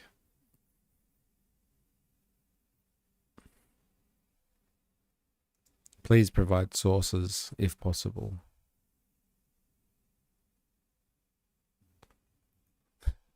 Russian reporting. Нет, tanker is fine. Don't worry about it. Nothing to see here. Okay, so what is this? The Marina, formerly Bella 1, seized in the North Atlantic. The US military and Coast Guard intercepted and boarded a tanker in international waters in the North Atlantic near Iceland. Like, how is that the job of the fucking Coast Guard? The American Coast Guard. Where's the American coast? I don't know. Like, fucking that way?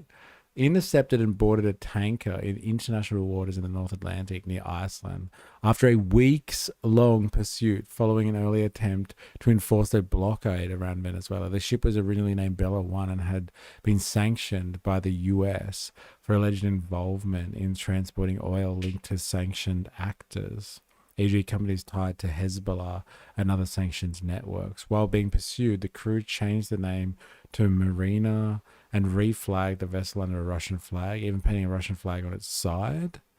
Apparently to complicate US efforts to seize it, the US authorities declared the vessel stateless because the flag was considered fraudulent and seized it under a federal warrant for sanction violations. Russia strongly condemned the capture, calling it illegal and piracy under international law. It's a fair fucking call, right? Seizing somebody's boat like indiscriminately, it's technically piracy, right? It's a coast somewhere, right? Call in the Coast Guard. Oh my god, everyone says Russia will lose against America, then why does America fear them so? Yeah, it's a fair call. So the MT Severe seized in the Caribbean. A second Venezuela-linked oil tanker, the Sophia, was seized by the U.S. forces in international waters near the Caribbean, just hours apart from the Marinera, I guess, interception. Officials describe Sophia as part of the so-called dark fleet of tankers that skirt sanctions by turning off tracking transponders and avoiding regulatory oversight while moving Venezuelan oil.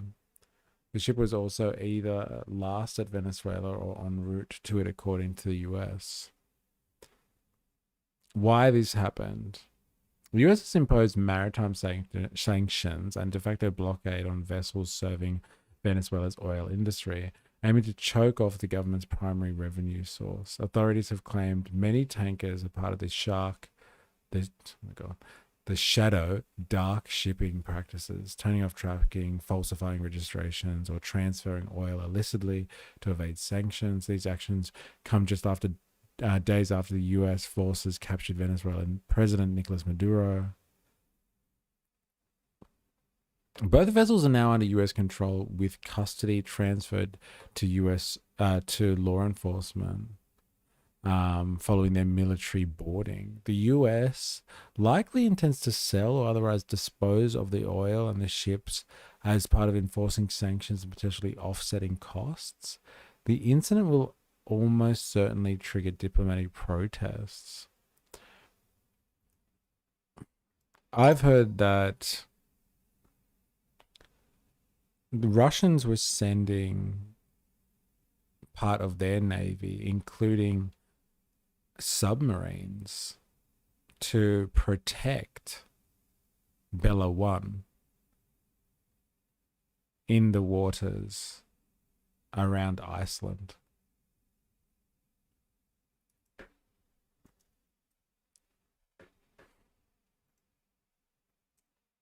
Are there any reports that the contents of the ship were important, and hence why the US Coast Guard and Navy chased an empty ship across the Atlantic for a sustained period in order to obtain this vessel?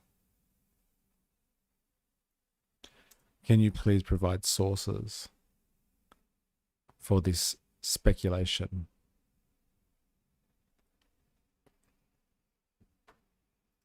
Seize the means of transportation. You know, it's interesting, like in Marxian theory, transportation is actually part of the means of production, because you can hire labor and extract surplus value from people that move goods around. So like you can get groups of workers together, and there's the surplus value of them working together to transport goods is part of actual production, not circulation. So it's not involved in like commerce, like the selling of goods as such. It's actually still involved in the production of value. It's interesting. It's really interesting. Multiple reputable outlets, including the Wall Street Journal. I love the bias that's in the AI, right? Oh, well, it's the Wall Street Journal. It's obviously reputable. Report that Russia dispatched a submarine and possibly other surface vessels to escort, monitor, and protect the tanker as it sailed northward through the Atlantic. A significant escalation from merely issuing diplomatic protests. Russia deployed submarine alongside surface warships to accompany the tanker.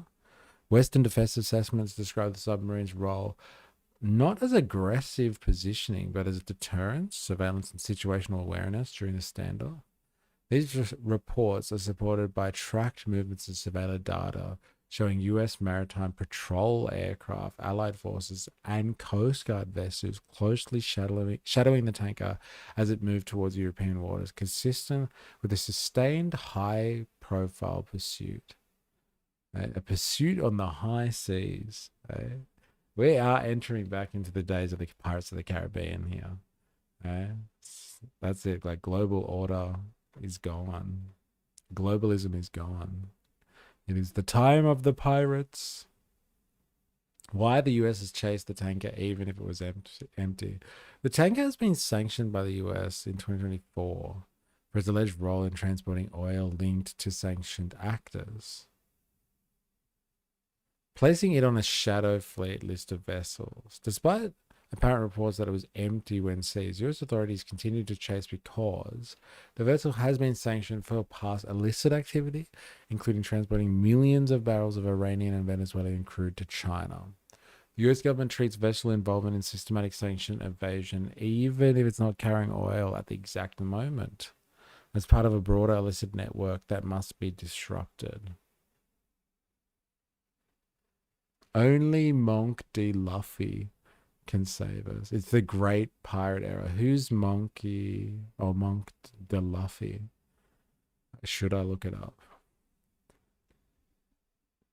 The US government treats vessels involved in systematic sanctions evasion, even if they're carrying oil at the exact moment, as part of a broader illicit network. Reflagging the tanker to Russian partway through the pursuit was interpreted as an attempt to avoid seizure by claiming sovereign protection, which Washington rejected as illegitimate.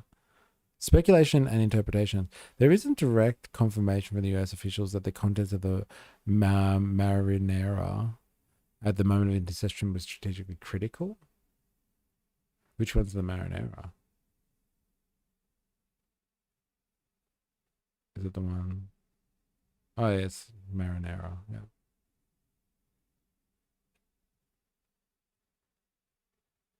He has been liberating countries last year. Oh, it's One Piece. Okay. It's a One Piece reference. Okay. This is the Gen Z revolution. One Piece. Symbolic strategic importance. The tanker has become a symbol of sanctions resistance, especially after reflagging. Allowing sanctioned tanker with Russian flag potentially escorted by military assets. Empty but politically charged? No, come on. There are credible reports that Russia sent submarines and other naval vessels to accompany or deter interference with the tanker as it was pursued by the US across the North Atlantic. Speculation amongst analysts and officials center on sanctions enforcement and geopolitical, not a specific sensitive load aboard the vessel that at the moment of seizure. I don't know, man. It's been traveling around for ages, evading US sanctions, and now all of a sudden, you got to take it. You got to take it when it's veritably empty. I don't know. Call me a conspiracy theorist.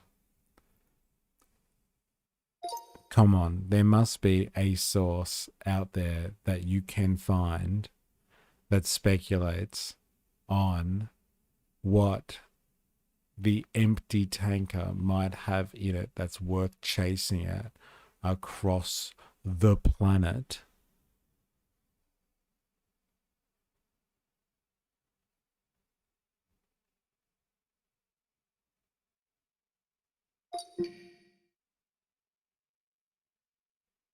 Yes, there are sources and analysts publicly speculating about why the US would expend such effort chasing an apparently empty tanker and what else might be involved beyond just enforcement.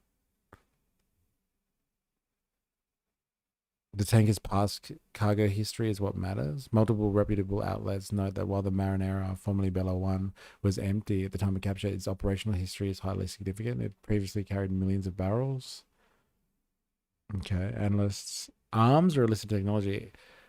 In its coverage of the seizure, The Guardian mentions that analysts and observers have raised the possibility that such shadow fleet vessels could be used for covert transport of weapons or military equipment to bypass sanctions, even though no evidence has emerged that the Marinera was carrying such cargo. Interesting.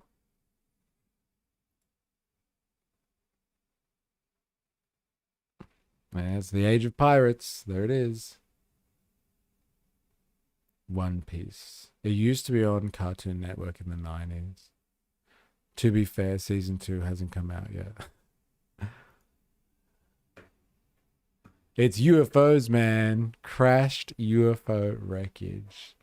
But like, isn't it so juicy that like they spent like, what was it, a week chasing a fucking empty vessel across the Atlantic just to seize it just before Russia gets there and sends its like naval forces, and they just take it? Like, what a juicy story it is. So if you're seen loading drugs in your car and are being observed, do so and delivering, but when you get pulled over and your car seized, even though you had none in the car at the time, is that illegal?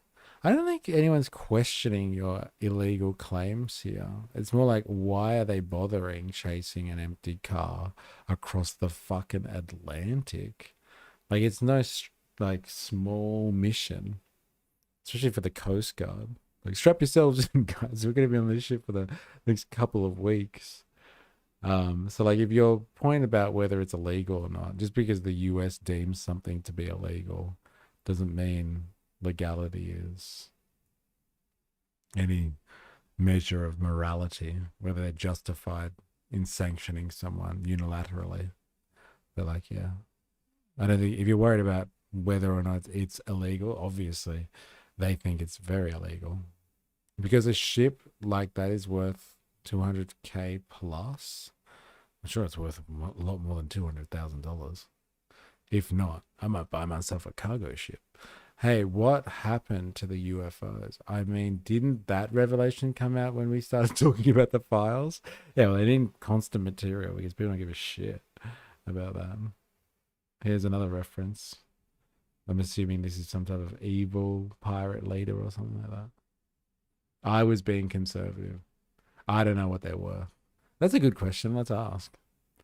That might be a factor. How much is an oil tanker like Bella 1 worth? As in the vessel itself, not its contents.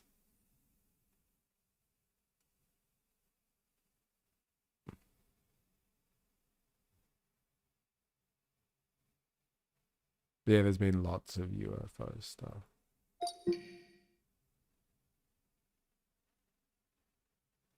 A tanker like Bella 1 is likely worth somewhere between US 20 million and 45 million a vessel, depending on size, age, and condition. Oh man, I can't afford that. You gotta be millions, surely.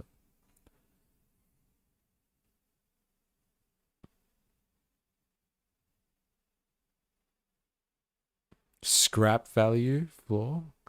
Hey, if you strip it for parts, its scrap price is around 450 to 550 per ton. Scrap value alone is at 9 to 13 million. Why are they fucking tracking this across the Atlantic Ocean? Like, I get it. It's illegal as deemed by God's gift to the human race, the American legal system, apparently. But, like, what is it? Like, it's so much more juicy to think that there's some type of, I don't know, yeah, secret technology or intel. Like, you know, like, take it back to the days of actual piracy. Like, pirates weren't just taking ships because, like, I don't know, they had gold on them or some bullshit like that. Like, they were also, when they came across intel, they would obviously have to take that back to whoever had given them license to be pirates. So if they were English pirates, they give it back to the English, whatever intel they got. If they were, you know, French or Spanish or whatever, they would be reporting back to their nation states. And like, they were very important in intelligence services. So, you know, I can't help but think there was something on this oil tanker itself that was of importance to the Americans, some type of intelligence, some equipment. Common theme in the reporting, and one that's easier to substantiate, is the chase became as much about geopolitical signaling as about stopping illicit oil. The US publicized the pursuit, even as the tanker was empty, because it wanted to demonstrate enforcement and resolve against sanctions, evasive, and challenge Russian involvement in the shadow fleet. It's about optics. So, yeah, I was way off. So worth it. So it's worth it because it's just expensive vessel. I'm seeing all these news reports from the last few hours. US to pull out of 60 global organizations, including key UN bodies. However, I've tried to find an actual list on the bodies to withdraw from. Why is the list not available anywhere? It's just like the US wants this top line propaganda out there at this moment. No actual list of the organizations can be found. This is interesting. That's very interesting. I haven't seen that. And like, you can't find a list. Dilemmas. And just think, in comparison, Jacinta Allen spent 13 million on machete bins. Bro, you are like a dog with a bone. You like, there's certain things that you will just, I will never forget the machete bins. So good.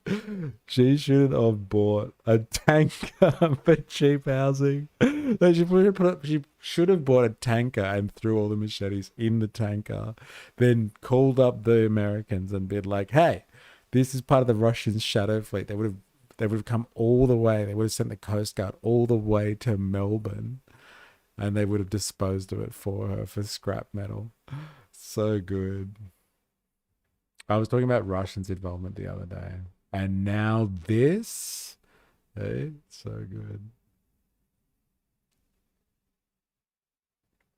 Why it looks unusual to observers. A tanker full of crude would have been worth chasing for obvious reasons. An empty, rust-belt vessel being trailed by high-end military assets and reportedly monitored by submarines and maritime patrol activity looks unusual without a deeper motive.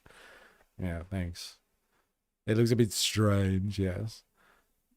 The US might not have wanted the tanker to reach a Russian or Allied port and resume more clandestine activities. Shadow fleet vessels could be used for covert smuggling of military tech or personnel under cover of civilian assets. The presence of Russian naval assets suggests Moscow valued the vessel beyond its current oil load. Yeah, that's the best we got here. Military tech or personnel under the cover of civilian assets.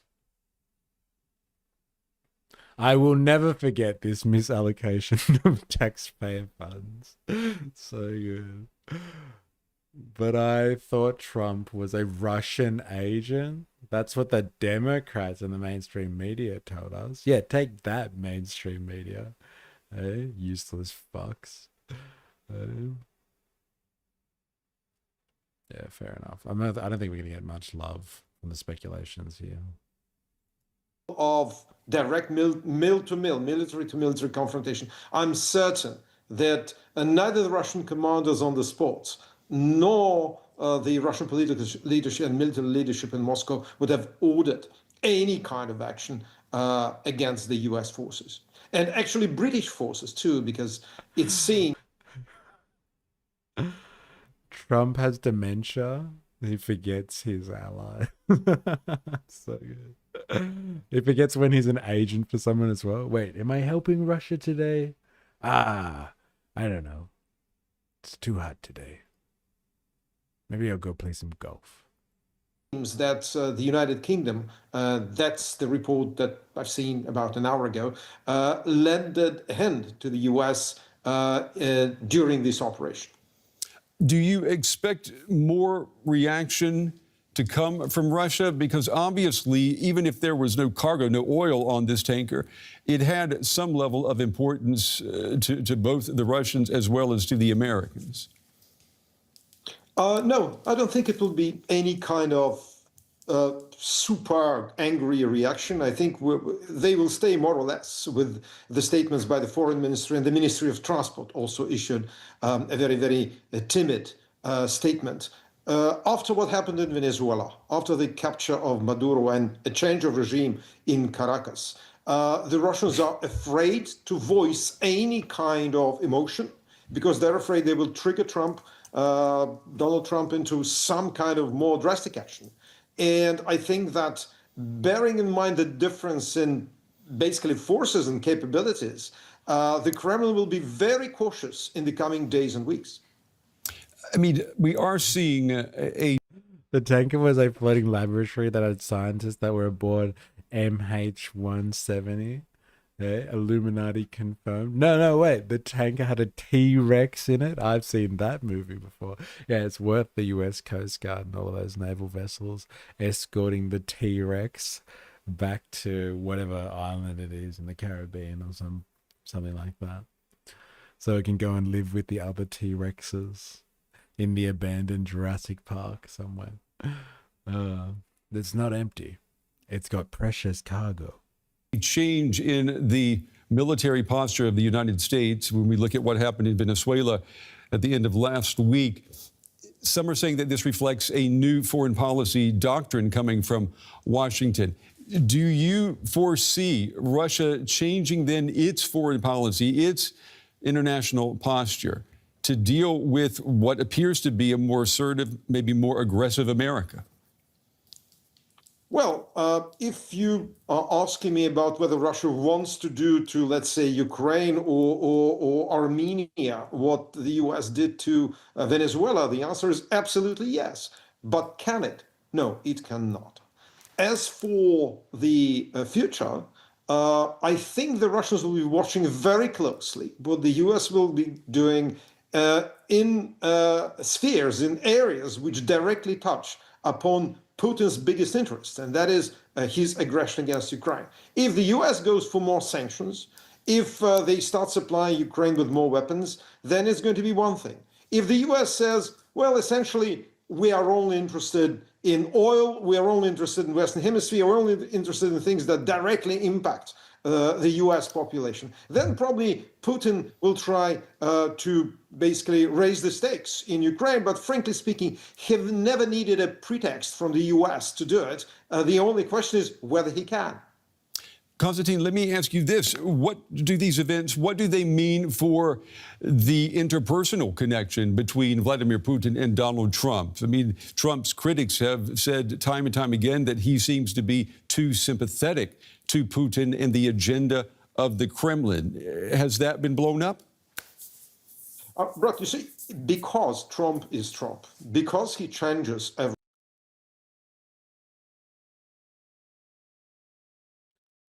I think they're going to answer your question from before as well, Dilemmas. But I thought Trump was a Russian agent. What happened to that? Is Trump building any theme parks? We should get Nick Shirley on this ASAP. Nick Shirley. He's a little puppet, that kid. day. Because he can be nice one day and angry next day, it is for Putin to adjust to Trump. One thing for sure, if you asked a few minutes ago about the reaction in the Russian blogosphere in the Russian media and the so-called Z bloggers, patriotic bloggers, to the tankers incident. Well, over the last few days, we've seen that these people were extremely cautious in discussing Venezuela because they don't know what's going to happen.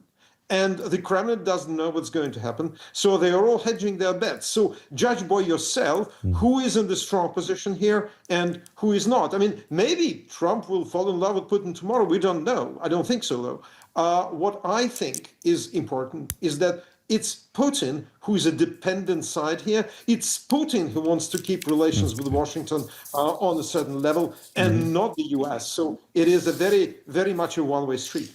GW's Russia analyst Konstantin Egert. As always, Konstantin, we appreciate your analysis. Thank you. Yeah, thanks, Konstantin. Good on you, man. Europe feel delighted when US do anything to others, but cry loud when the US say about Greenland, no self-respect. Fuck me, Dad. How based is that? Eh? Oh, they took a Russian ship? Yeah, fuck Russia. Hey, don't touch Greenland.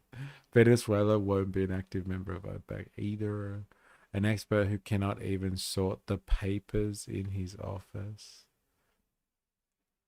It was not registered as a Russian vessel.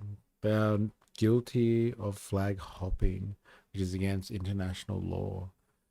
You just can't change register at your will. Hey, who's this person here saying that international law should be upheld?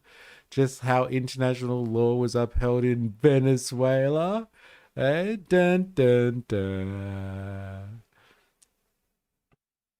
Cold War is back. If Putin's cronies think Russia is being pushed around now, just wait until the CCP starts getting in on the action. Wow.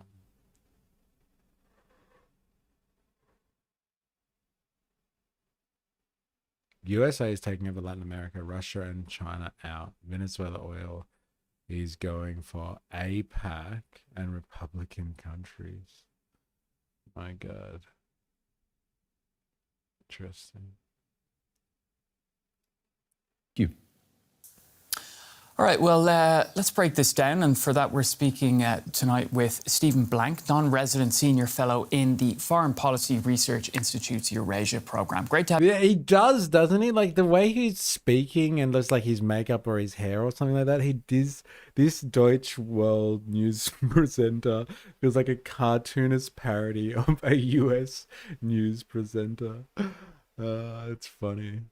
Yeah. Have you on DW News. So let's start with the US seizure of the oil tanker in the North Atlantic. What's your take on the legality of this? Well, the legality of this is moot. On the one hand, the ship is flying a Russian flag. Look at this guy's paperwork. It's so good. And even though that Russian flag was implemented just a few days ago to prevent just such a contingency, once a ship is registered under a flag of any nation, it cannot be seized legally in the high waters. So that's the one hand. On the other hand, this was a Venezuelan ship. It originated as part of the shadow fleet delivering oil to Russia or bringing Russian oil back to Venezuela, whatever. And that allowed the UK to give the United States logistical support, as Minister Healy just said, and for the U.S. to seize the ship based on the imposition of sanctions by the UK, the European Union, and the United States against the Russian shadow fleet. So the legality here is questionable, but it is not the same thing as the ship in the South Atlantic, which was seized, and which, frankly, represents just a part of the continuing illegality of the operation against Venezuela. All right, before we move on to the other ship, of course, that was seized in the Caribbean, I want to speak first about the response from Russia, because they've responded angrily as the tanker was sailing under a Russian flag, as you mentioned there. What action can Moscow take here, though? Well, Moscow could provide escorts to all the other shadow fleet vessels that are out there. It has threatened to do this and actually done it on a couple of occasions. It could threaten or make so-called hybrid war strikes against both the United States and its allies in Europe. But there's not a lot else that it can do unless it wants to escalate this, and I don't think they do. The reason we see... So good. I love this guy's printing every email he receives. Gotta keep receipts. That's so good. Gotta love a man that opens with the word moot. Seize the ship now is precisely to prevent the Russian submarine that Moscow sent to escort it from getting there and escorting it, because if we had tried to seize the ship then, that would have been a major escalation. It could have been a combat situation between U.S. and Russian forces, which obviously nobody is quite ready to accept yet. Let's talk about this second tanker, the Sophia, which was seized in the Caribbean. Now, the U.S. Secretary of State Marco Rubio said the Venezuelan leadership is cooperating with the United States. Are we seeing then some type of new relationship between Caracas and Washington developing here? I'm not sure of that. I mean, Rubio can say that they are cooperating with the United States. I don't know that they have much of a choice in the matter. But the fact of the matter is that this is still an illegal operation, as was the actual invasion. Not because Maduro's a nice man, he isn't, but because of the fact that you can't go just into a country and seize the head of state because you don't like his policies. Second, it means a further involvement of the United States in Venezuelan affairs. And the fact is there is no strategic capability or rationale for the United States to run Venezuela, despite what President Trump said. And it's increasingly clear that the only reason we did this is to seize oil. And Venezuelan oil is in such bad shape that it doesn't make any sense economically. So what we have here is essentially an economic fantasy married to a fantasy of power and hemispheric dominance by the United States.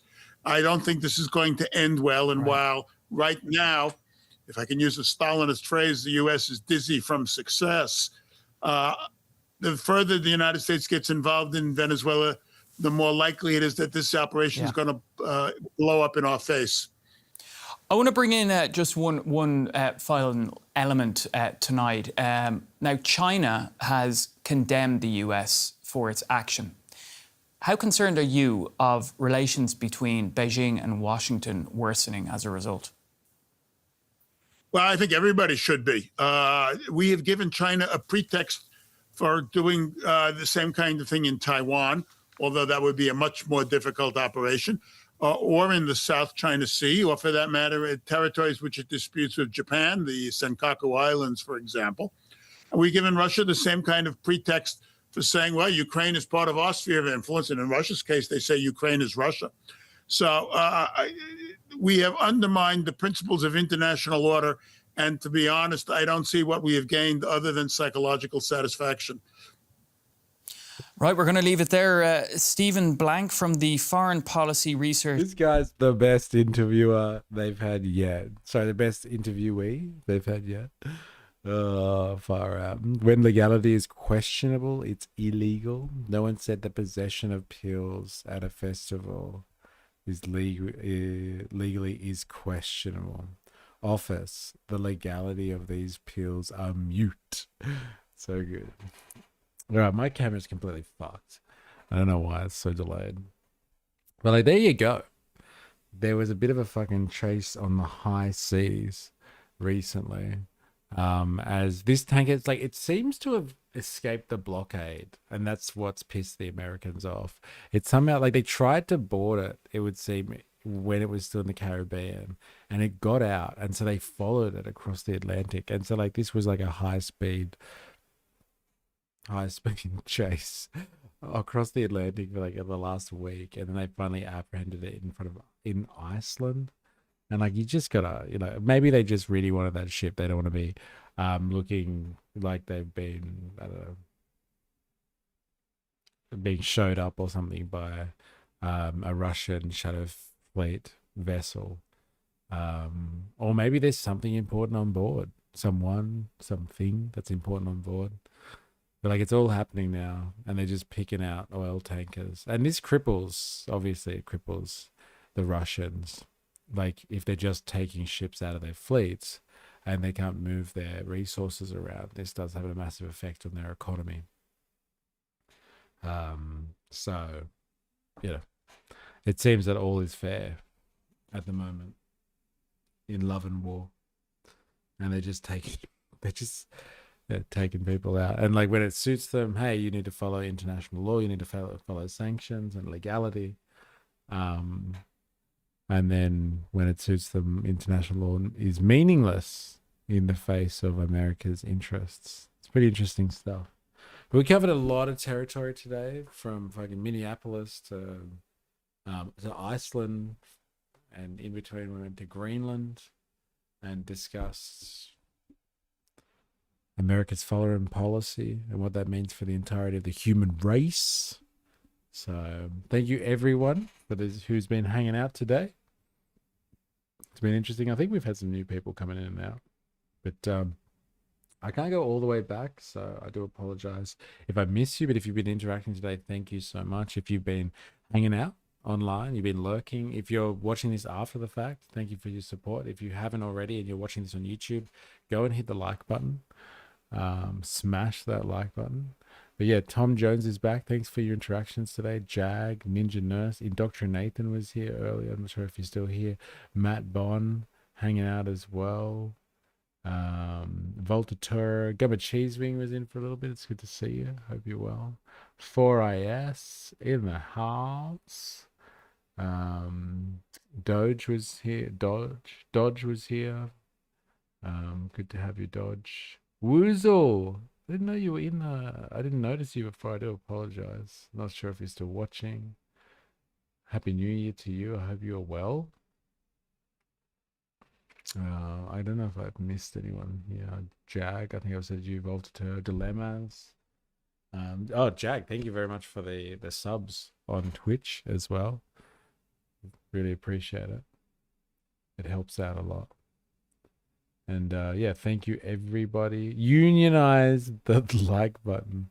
Yeah, thanks for hanging out today. And we'll be back tomorrow with our first Far Right Fridays of 2026. And we'll we're gonna get back onto the train and watch some more Pauline Hanson's cartoon and like check out some other stuff. So yeah. We'll be back tomorrow, same time, same place. Until next time, please remember, I am, you are, we are a mystery. I'm already wet just thinking about Pauline Hanson and Far Right Fridays. I will see you